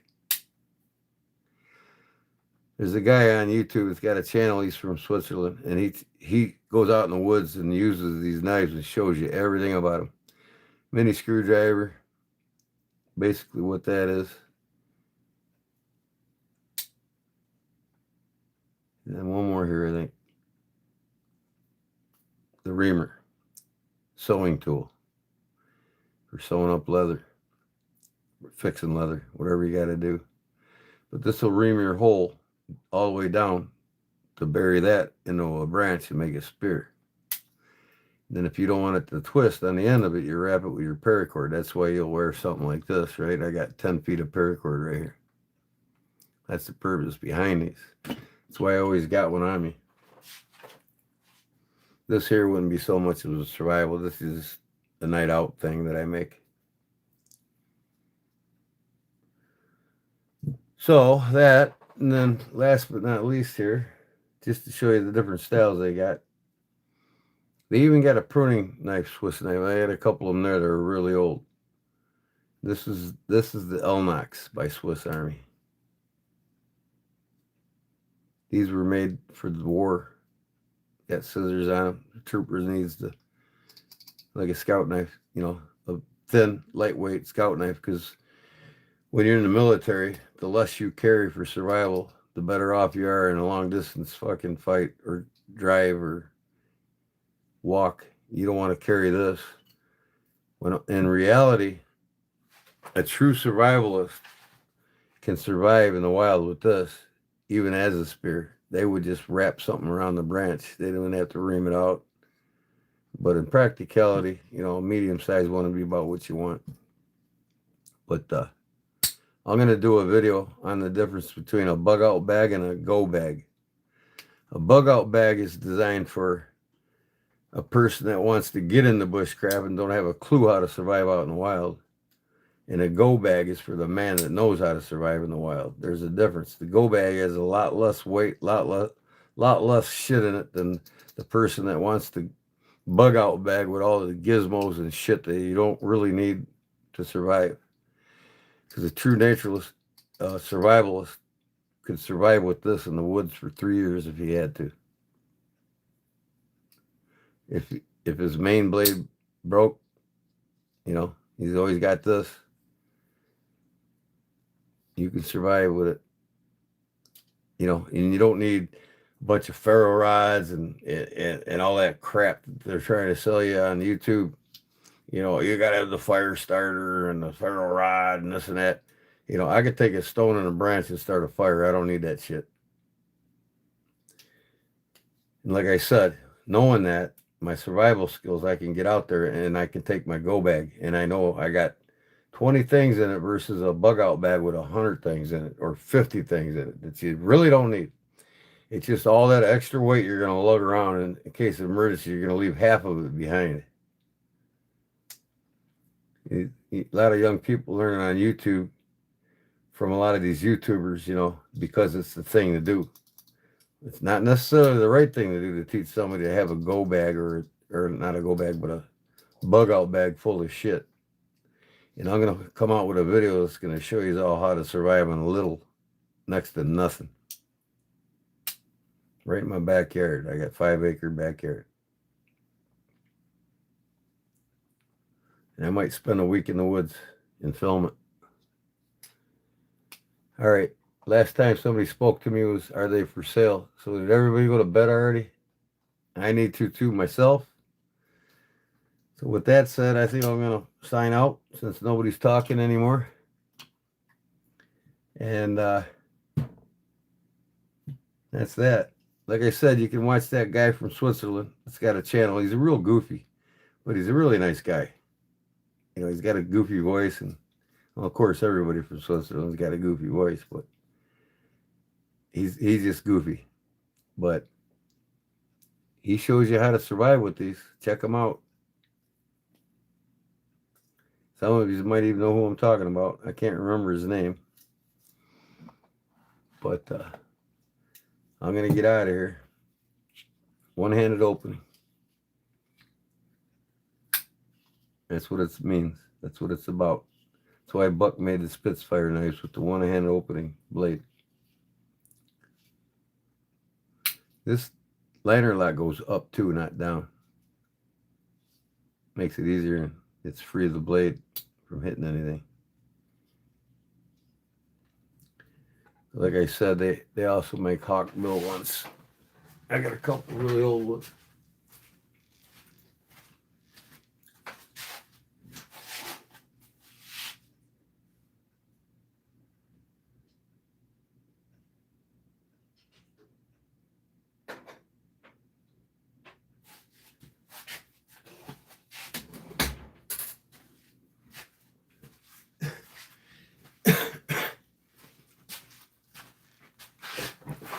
This here is about like the 60s here. It's a Hawkbill. Don't even have Victorinox on it, but other than the blade. See, it says Victorinox right on it. Made in about the 50s, 60s. They made these. Slimline. Then here's the up version of that. No, the oldest version of this is this one here. And this one came with a button lock. You pull that back and it unlocks it. And if you don't pull that back, you can't lock. You can't close it. It's like a spring-loaded button lock. Made in the 70s. Victorinox. And it's got the Again, it's got the wine opener. Cut your cheese with it. Open your bottle of wine. Pick the shit out of your teeth, right? This was made slim, a slim pocket carrier just for doing the purposes of that. And of course the tweezers right there. I'm pretty sure it's a tweezer. It might be a pen. I haven't opened it in such a long time. Anybody here still say aye? Maybe my feed's messed up. Let me see here. Back. Forward.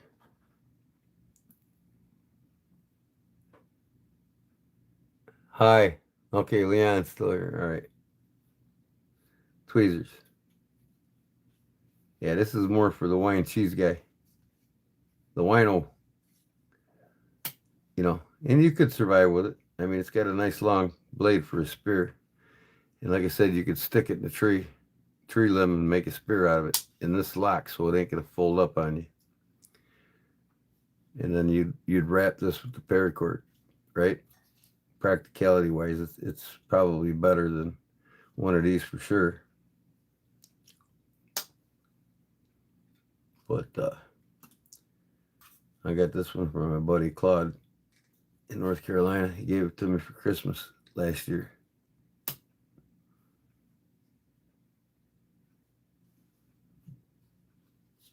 But yeah, I like this guy, the newest one. And they got modern folders too now. I mean, you can get them under the sun in any direction. They're just playing the game, stepping up their game, just like the rest of the knife companies, or they're going to be left behind in the dark, right? So that's it, folks. I'm going to get out of here. I'm like 2 hours past my time. I'll show you one more bonus here. I got to heat treat this yet, sand her down yet, but this is my latest invention here, and I'll have it out, and it's got the quick change scales too. But this is my one of my ultimate outdoors small fixies, kind of like a Essie Zulu almost, not quite the same. Got a jimping here for the thumb. You can cape on it and skin an animal out, small game. And you can also pop a beard top when you're at it, while you're at it in the woods. I got a bottle opener on the back of it. So just, here's how you do it. So I'll have these out soon too. This is in the prototype stage. And like I said, this is the first one. I made this micarta with the blue jeans and the burlap. It's got to be buffed yet. So, but it's not going to get buffed until this is heat treated and done. I might even carve the spine on this one. Who knows? But you can see the blue on there. From tracing it out. But it's mine. It's my design.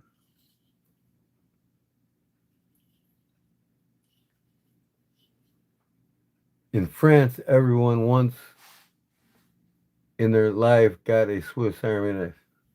I bet most people in France, they either have that or they got a lag wheel, right? Well, not a lag wheel, Swiss Army. In France, usually they get the Opinels. That's the peasant knife, the least expensive, and the modern, the farm implement knife was always the, right here, Savio, France, right? No, the lag wheel, but the lag wheel is the rich man knife, and the Opinel is the peasant knife. But all the farm hands and everybody around the country, France, has one of these in their toolbox or in their pocket and whatnot. And they're just great knife, over 100 years old. 125 years old.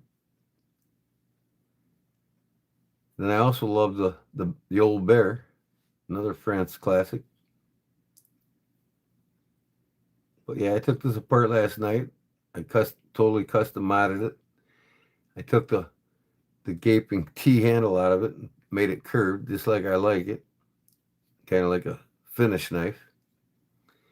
And then I took the viral lock off and the blade out and sandblasted and stonewashed it.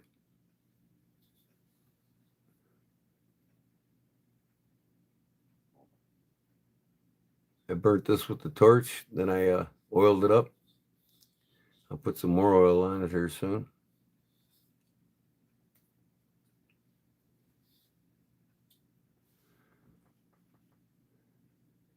An 8, this is a 9. I prefer the 9 for my size of hands than an 8. 8's what made the company famous. That was the first one that Opinel himself first designed, was that size.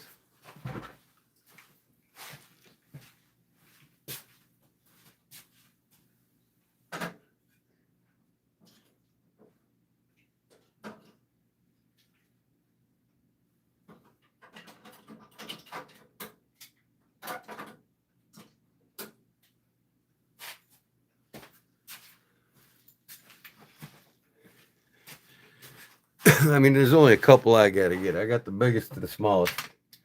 You know, this one ain't. This is a Portugal.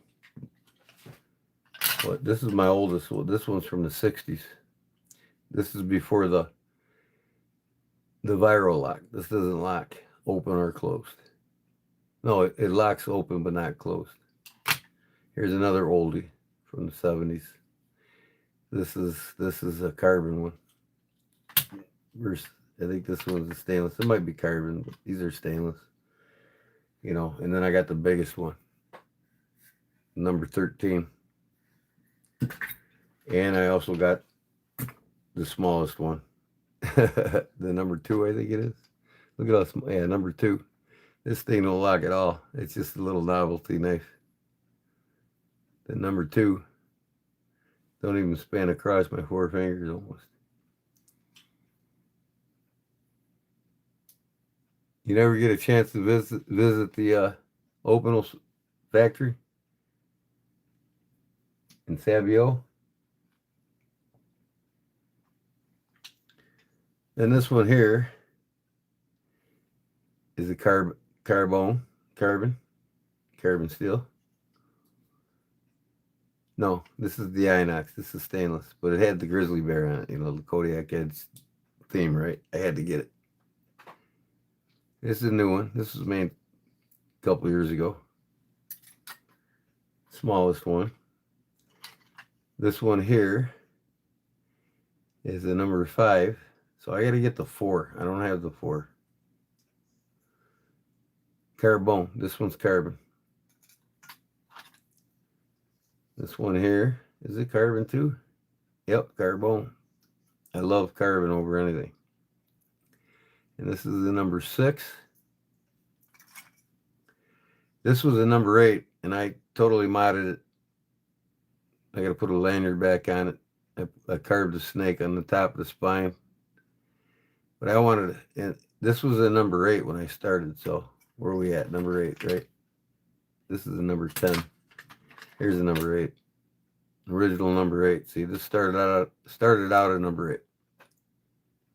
But I wanted a carbon knife, so I cut the blade down so I can carve something with it. And then here's what the blade used to look like, of course. Typical Opinel.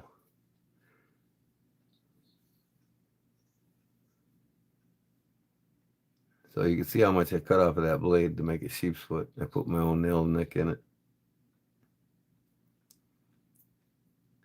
And look at, you can tell this is an old one here. Look at the shield, you know, signifying the territory and the royalty of the France government. It's that way on the old ones. The new ones got it straight up.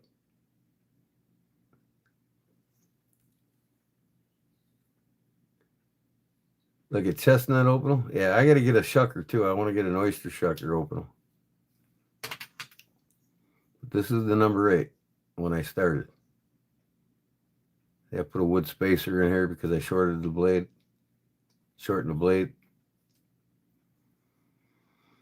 But yeah, I carve a lot with it, believe it or not. And then a good old number 13. Look at this honker. This comes out for Easter and Christmas when I carve my hands in turkeys and Thanksgiving. It's got 11.5-inch blade on it. Overall, it's like 23 inches. Almost 2 foot long. But that blade is like every bit of every bit of 11 inches, I think. No, not even 9. I'm sorry. It's a 9-inch blade, but still, that's a honker. This was the most expensive one. This was $110 when I bought this knife new. Watch your fingers on this bad boy. And I lock it shut. I might take this apart and custom it. But then I also got the mushroom. I do a lot of mushroom hunting. Need that big boy, huh? Yeah. Yeah, and I'm an avid outdoorsman. I got lots. I got a couple 100 pounds in the freezer of mushrooms at all times. Now we're gonna go out here in the States and get the. It's supposed to be the first week of September, but they never showed up because we haven't had 50 degrees or lower for 4 days straight. And that's when the hen of the woods mushrooms comes out. But I use this for the hen of the woods mostly and morel mushrooms here in the States. But it's got a little spores brush on it. And I love the sheath. You can carry it horizontal through your belt this way or vertical through that way. Horizontal, vertical. So I carry this right in my front horizontally a lot because I want it right up front there when I'm hunting mushrooms. What's your oldest knife? Me? JC? My oldest knife? Oh, it's probably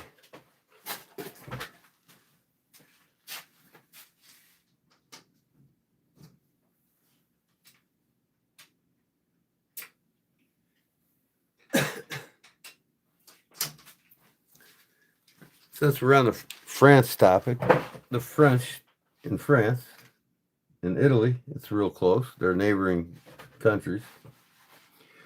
But yeah, this is probably my oldest. This is like a 1898 modern rule. Now, if you know anything in Chicago, the Chicago fire burnt down a lot of buildings in 1854. So this company's been around since 1848. This is Hubert Spencer and Bartlett, Chicago, Illinois. And they are the founders of Ace Hardware in the United States. So this is like an 1894 pocket knife. Hibbert, Spencer, and Bartlett. Bartlett he was the janitor for 40-some years, the last guy that became the last partner in the three. And he was the janitor for the company for 43 years, and they decided to make him a partner because he's so loyal to the company. So he's the last partner on. About 1935, they made him a partner. But now, Hubert Spencer and Bartlett didn't make these knives. This one was made by Camillus out of New York. And they had a lot of dealings with the knife companies in New York, the Sheffield line. And then they had King Cutter make them. These guys make them, and the New York Cutlery Company made their knives for them.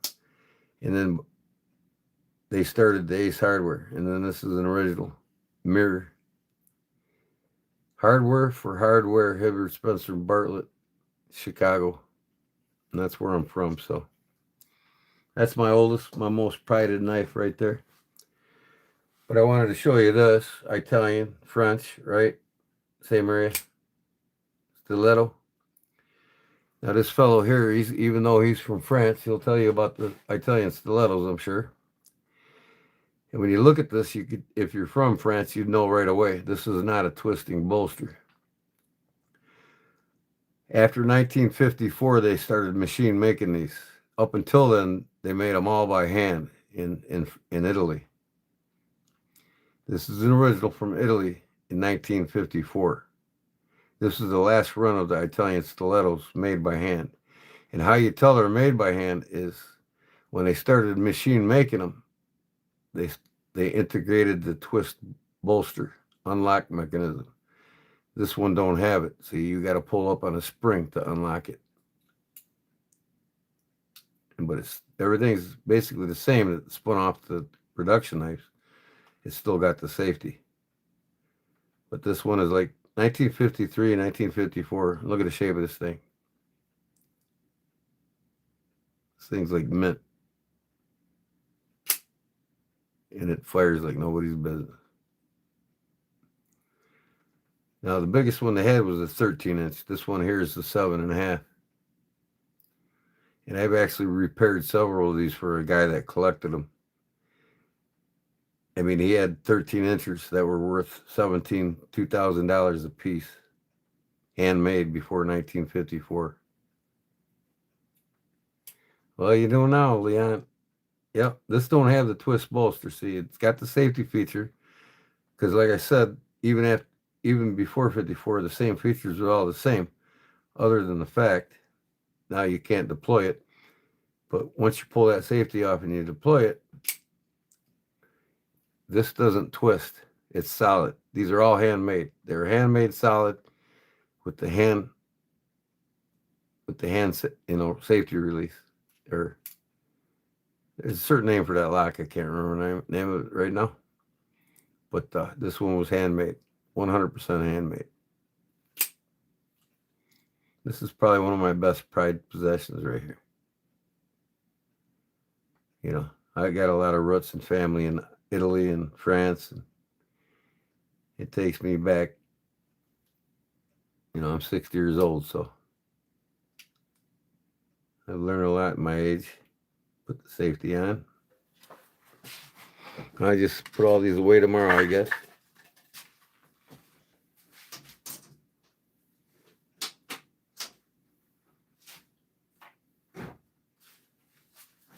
Now, my number one prize fixed blade in the United States is by Buck, of course. I love my Bucks. And this is Certificate of Authenticity Model 0970 Elk WBC Elk Dagger. Limited edition 970 Elk Dagger was created by Wild Bill Cody, Buck's custom knife maker. It features a mirror polished 428C steel blade with file work. The elk antler handle is detailed with a cow skull inlay in the bolster and is made of nickel, silver, brass, and copper. This handcrafted knife comes with a brown distressed leather sheath. We hope you enjoy your custom knife for many years to come. All right. There was only 250 made, and I got number 65. Here it is. There's only 250 of these made. Right now, you can find them floating around between $500 and $700. It's got the buck anvil, and then on the other side, it's got 065 250 to match the authenticity card. And that's copper, brass, and nickel silver. And the whole thing's nickel silver plated with jimping all the way around. This is hand carved out of elk with the skull. And not two of these knives were identical with scales. This is my biggest possession with the brown distressed leather sheath. 970. Came in a black wooden box with the saw shavings in it. JC Straight Blade Westerns got two of those. Two of these. What numbers are they? Are they higher than 65? The lower the number, the more valuable. This is 65 out of 250. They might have 25. I don't know. But yeah, you can find them around once in a while for $450 and up. And I think there's one on eBay right now for $450. You could probably make a guy an offer. This guy, when I bought this, wanted $450 for it. I bought it last year in 4th of July in New Bern, North Carolina, in an antique store. It was in there. And he wanted $450 for it. I said, man, you take $350 for that knife? And he said, sure. He sold it to me for $350. That's my number one buck. And I got the 119 series Skinners. I need a few more, and I got them all.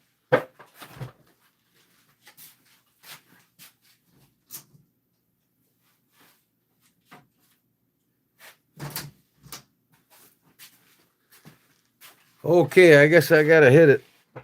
I'm gonna set my alarm now and get up early so the wife don't kill me. Why are you going to bed so late? I told you. I scratched this all the hell, but I'll sand it out right away.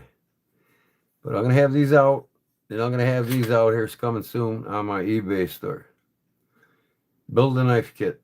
You can start out with a skeletal for $100 with a basic sheath, and then build up there as high as 270 with everything. This one here might be the same. I might do a skeletal on that like this,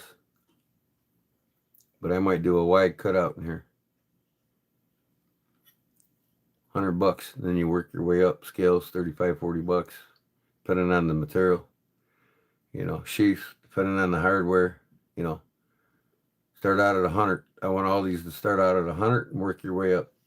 But you subscribe to my channel, get notifications. You'll know when these things are for sale, because I'll have videos, long and short, on their arrival to my store. So with that said, folks, not sure one was from 80s. Well, that buck knife there wasn't from the 80s. I'm not sure if they even made them in the 80s. I think them were all made in the 90s. Yep. And who is Straight Blade Westerns? I never heard of them. I just want to know, so I know. Not that I'm degrading them at all. I'd like to know who they are so I can check them out myself.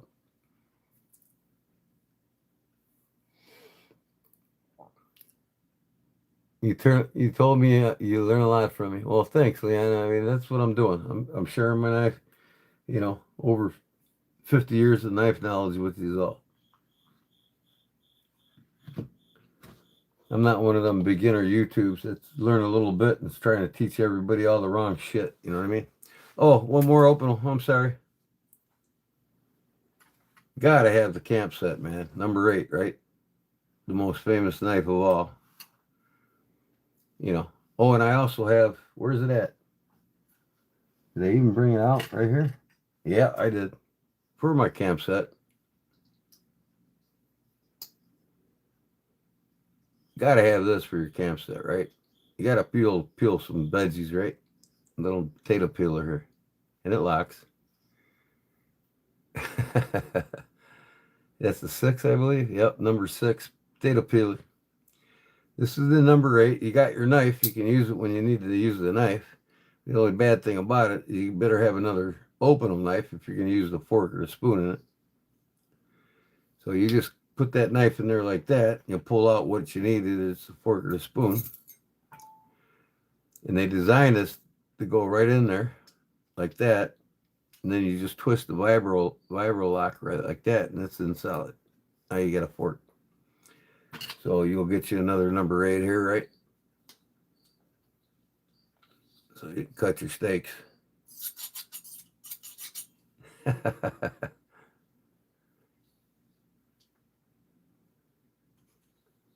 Got this one too, number 6.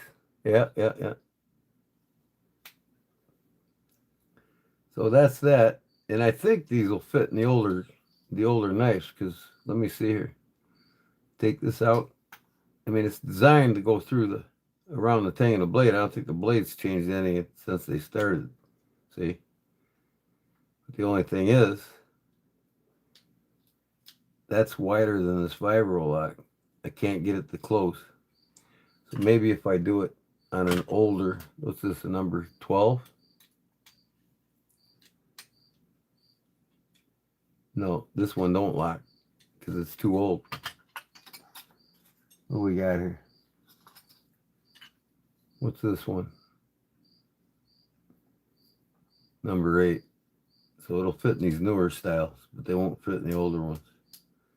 Oh, no, it won't fit in the mushroom either. But it's got to be a regular number 8. There we go. It'll fit in this one, I think. No, it won't fit in that number 8 either. What's the difference? They're the same size. Oh, this one looks like it's closed up on the top there. That's why.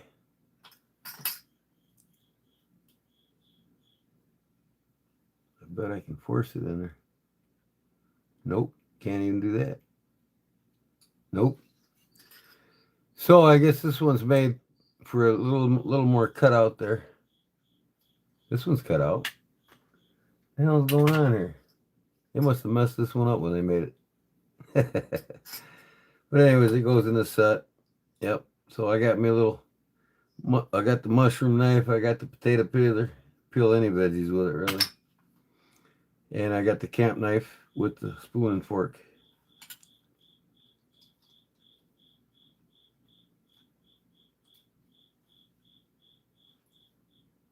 That worked better than a hobo knife.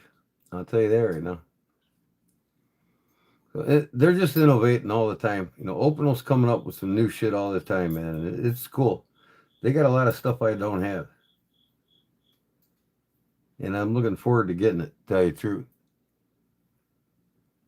Yeah, it's a little bit different of a handle. Even this has got number 8 on it. But obviously it doesn't show it'll fit any number 8. This used to have a rubber strap on it when I closed it too, and it broke off. I could probably get a hold of Opinel and they'll send me another one for free. Make sure I put the right knife in there. Would want to go camping and have the wrong size. I'd have to take it apart while I'm camping and fix it. But this will wrap over here like a taco. Or a burrito, I should say. And then you'd roll it up from this side here. Like that. Like that. Like that. Like this. And it had a rubber band that used to go twist over the top. So I'm just going to put all this away in the morning when I wake up. My wife will come down and say, what in the hell? You must have had a long talk about knives. So, and this bugger here is from Portugal, I believe. Portugal since 1870. The MAM Company. I like these little Portugal knives. This thing don't lock. It just opens. But what was it saying there? MAM Palacolo. Inox Palacolo. So it's a stainless steel. Then I had another one over there. Let me see if I can find it. And you know what? Since I'm going over there, I might as well take all this shit back, right? See if I can fit them all in my hand. Including that number 13. Yeah, bro. You got to get your number 13, man. Big, and you can beat somebody's ass with this thing.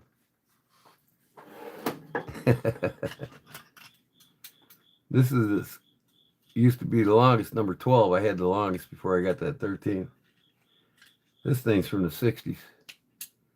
And this one's even older. I think this is from the 50s. That viral lock came out in the 50s, I think.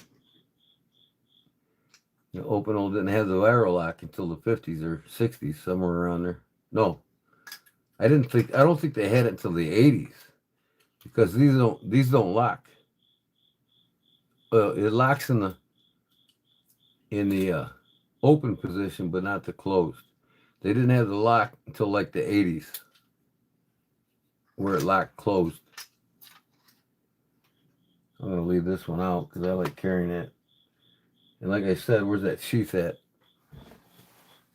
I made a sheath for it. Where the heck I put it? It's probably over there. Hold on, I'll be back. I'm gonna put these away.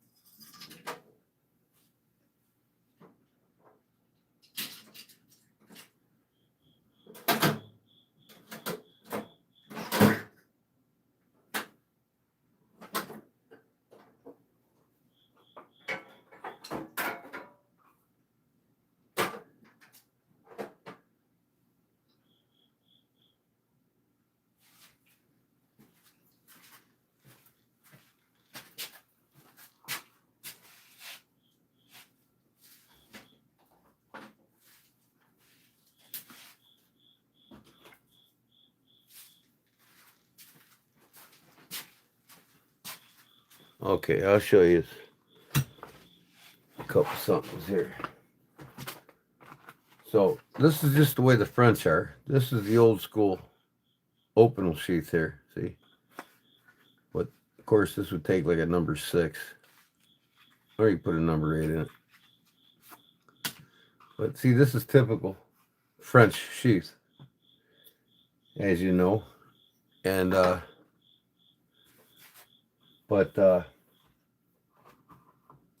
the lag wheel, see? French. The openal French. See here? Now, neck knives. See, the French were in the neck knives long before the market started here in the United States. People carrying a neck knife, they didn't even hear of it until like the 70s, 80s. But over 100 years, the French been using neck knives for a long, long time, and I'll show you what I mean. They actually made them exactly like this, and I replicated what they used for almost 100 years over there. So I made me a lag wheel sheath. I carved lag wheel on the side, and I carved a B on the top. And I made it specifically for this knife for my neck, see? This is a sewing machine cord, and that's what they used over there. That's what they had, you know, over 100 years ago. That's all they had to make their neck knife sheaths out of. Now, this gentleman here can correct me if I'm wrong, Leon. And then I made one here. Let me go get the knife.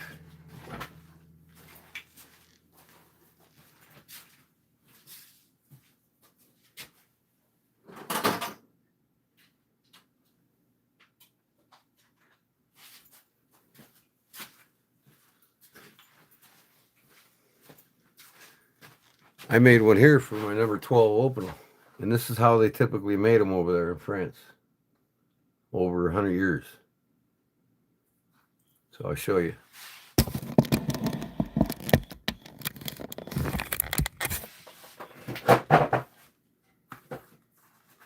They just wore them like that. Look at the dust on this thing. Well, I replicated what they did over there in France for 100 years.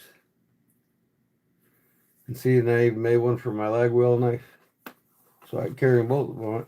But this is what they used. The old Singer sewing machine cords, you know, back in the day, 100 years ago. They didn't have flat cut leather. Well, they did, but typically you'd have to get it from somebody that worked on the farm or something. But yeah. But this is how they made them in France for over 100 years. The farm hands, you know, they'd carry their knives. They'd put them in their shirts or inside their bib overalls, you know, they wouldn't fly around.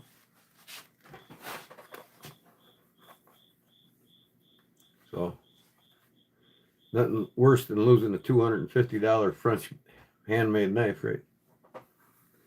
I mean, you can lose the peasant knives that only cost $15-20, but not this bad boy, man. That thing's solid. And I wear them myself if I'm out working, you know. And it's fascinating about this knife, man. There were 7 different carvers that carved these spines on these knives. And you can order them over there in France or go into the store in France, the famous store they got over there. It deals nothing but the Savio and the Laguiole knife makers. 7 different carvers, and you could tell if you're over there in France who carved it because most of the French knew the 7 different carvers from Laguiole. And a lot of these were contracted by Laguiole, other knife makers around the country. You know, and they're just a fascinating knife. This is where the 2 cultures came together in France. Was it the Portugal and the French, I believe? They mixed. And these were made commonly. This is a wildlife edition for the famous actress over here in the United States that was from Le Guavadon, France. And this is the Le Guavadon sanctuary knife for the protection and the wild preservation of animals. And one of them is the gray wolf. So you see the gray wolf on there, the Le Guavadon it's called. So the famous actress here in the United States that's from France, and she's almost 97 years old, 94 years old or something. She's still living there, still alive in Laguiole. I mean, Le Guavadon, I'm sorry. which is a village outside of La Grail, where Brigitte Bardot, the famous actress from France, this is in honor of her, this knife, the Le Guavadin. But commonly, these had when the two cultures came together, when this knife was invented, what, 300-400 years ago? There was a shepherd's cross made with pins that pinned the scale on, that made a cross. In the Portugal French, they were very religious people. And they would stick this in their cheese or their bread, whatever they could afford, with the cross facing up, the shepherd's cross, and they would say their prayer before they ate, drank the wine, ate the cheese, whatever they could afford. But if you had a lag wheel, now, like I said, there's no kick on there, so you got to close it by hand gingerly, because that blade does rust on the spring. Don't ever slam these blades down. So, yeah, it's big history on it. You go in my description, in my YouTube channel, in my playlist, in my description, click on the playlist, and I got the history of the different knife makers and companies, and I got the lag wheel in there. You'll learn everything you needed to know about the history of this knife. So that being said,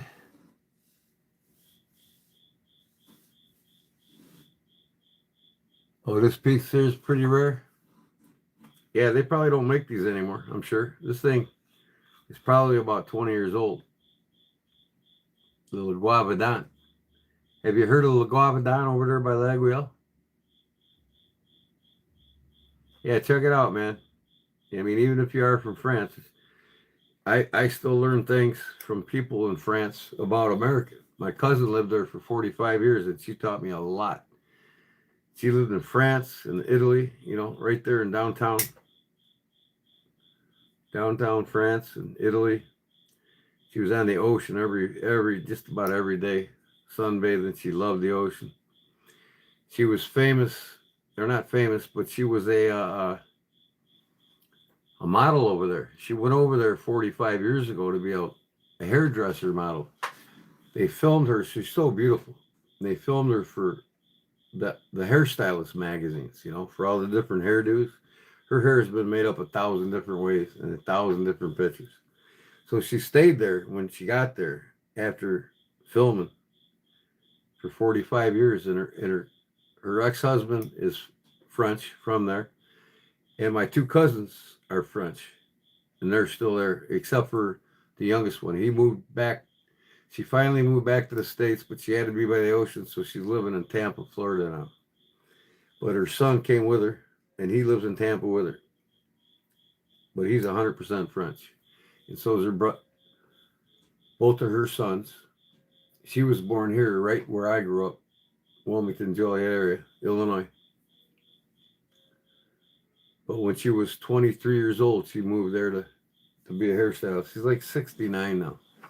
So she's not quite the beauty she used to be, but man, I tell you what, she was knockout dead beautiful. If you get a hold of any of the hairstylist magazines, look up Tony Van Dyne. In fact, you could probably look up Tony Van Dyne anywhere in France and find her. But before she left, and the reason why she left is because she went all in and spending her money on a restaurant in France, and it was all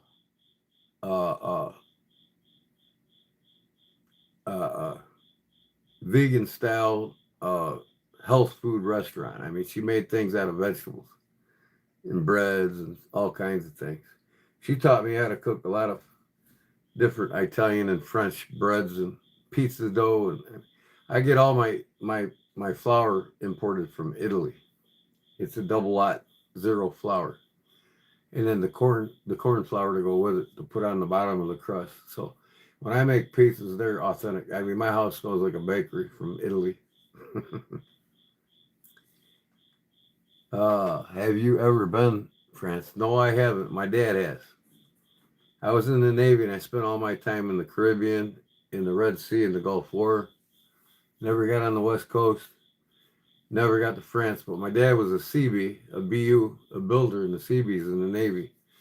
So you spend a lot of time over there building barracks and shit like that for the military bases that they cohabitated with. And my dad drove the trains all over France and Europe, all over Europe, France, Italy. He's been to he drove the trains everywhere. And it's on my bucket list. I'm part Swedish, I'm part Finnish. My dad says I'm even bit Amish. Nothing, I have none, my family's, in my generation, has nothing to do with the Amish religion. But mostly Finnish, Swedish, and Irish. So I'm kind of like a Scandinavian mutt. And, but yeah, my dad's been all over Italy and France. He watched the Venice. He's all over Venice. He watched the bullfights and everything else. And being in the Navy when he was in the late 50s, early 60s. And I was born in 65. So it's on my bucket list. Here, now that I'm retired, I'm going to get over there. I might fly out with my cousin. That way she can give me the full tour of Venice and, all of Italy and France. And she left here for the United States when she was 23. And when she came back, she went only knowing English. Now she came back, she speaks 5 languages. Italian, French, Spanish, Portugal, English, some other, I don't know. But most of them over there do speak multiple languages because it's many cultures over there within the two, 3 countries. At least 2 or 3 languages they speak there. But yeah, she speaks it fluently. She's been there for 45 years. I started speaking Puerto Rican when I was in Puerto Rico for 6 months. And you're there for 6 months. That's long enough to learn the culture. It's easier to learn a language when the culture's there with it, because they can point, show you, and sample what they're talking about. And you catch on quicker than you do from books. So no, I haven't been to France. Now my mom's side, she's from Ireland. So, and her father was from Holland, and they migrated from Holland. My dad's side is all English, French, Swedish, a mix, Norwegian mix, Finnish. So I'm gonna get over there, and then I'm gonna take the trains and visit everything. I'm gonna follow my father's footsteps, just like I did going into the Navy, like he did. But I never got a chance to go where he went. I went on the opposite side of the globe after the war. I was in the Red Sea in Kuwait. Didn't see any real freedom traveling there because we were busy doing our job. And we got home. I made it, luckily, and got home, and we spent a lot of time in the Caribbean. I was all over St. Thomas, St. John's, Barbados, St. Croix, St. Vincent. Been through the Panama Canal. Been all the way to Guatemala. I've been a lot of the Southern Hemisphere. Yes, I'm in. Everybody here at good old Chicago, Illinois, right? I'm from Chicagoland area. I live south of the city, 60 minutes. That's, Midwest, right up by Lake Michigan. I'm sure you're familiar with Chicago, just like I am with Venice, in Florence, Italy, and France, right?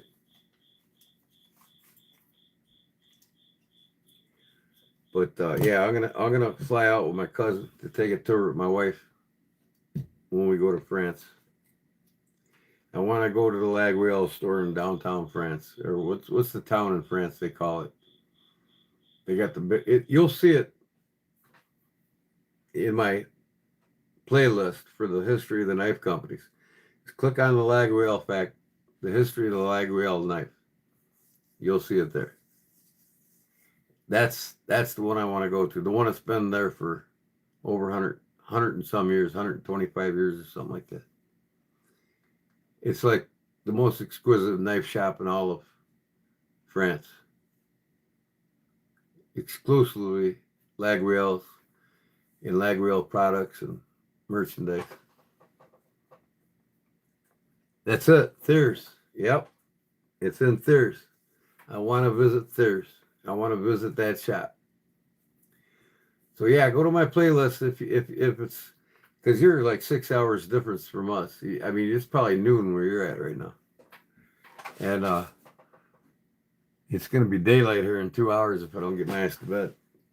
So my wife wants me to do work on a house, and I appreciate your support by joining my channel and subscribing and ring the bell. You'll get notifications, like I said, when all my new knives come up in my website. And then one more bonus here for you.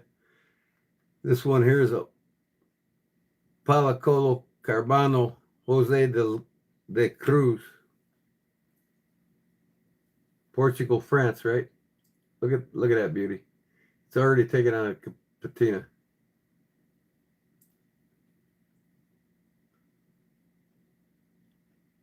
I'm going to get some more of these guys' knives. You know, Portugal, French, right? The Real. Go figure. Now this one does have a lock on it. This is a Viro lock, see? Just like the open. But that's Portugal. Palacolo Carbano, it's carbon. Jose Cruz. But look at. He still makes these over there, man. You can buy these from the same fellow that's been making them for like 50 years. And I want to start collecting them. He's got all different kinds and styles. He's even got plastic synthetic handle one. 11 a.m. Okay, yeah, you're like, let's see. Yeah, 6-7 hours difference before us. Yep. You're going on noon. I'm going on lights up here soon. Sun rises here at 6:20 now a.m. and I'm at 4:06. So like if you subscribe to my channel, you get notifications. No matter where you are in the world, if I'm filming live at 8:30 p.m., the time that I'm filming will show up on your live feed at your time zone. So you don't have to worry and say, hey, oh, I got to figure out that's 7 hours before me. Your computer or your phone in your geographical location through GPS will tell you what the time zone difference is. So if I go live at 8 p.m. like I do on Wednesdays, 8:30, it's 4 o'clock there where you're at. So that's better for you. I'm usually live till 3 or 4 in the morning, so you can stay up late and not worry about missing a lick. Unlike half these people. But I'm retired. I go to bed when I want, wake up when I want. That's it. One more for you, and I'm out of here, guys. After you hear this whistle, this is the end of the show. I'm not going to put it around my neck, but the U.S.'s Thomas C. Hart, FF 1092, Seaman Boats, signing off.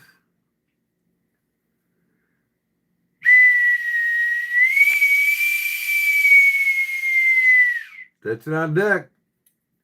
Lights out now. Thanks, everybody. Peace. God bless, and have a wonderful day. Be safe and cool.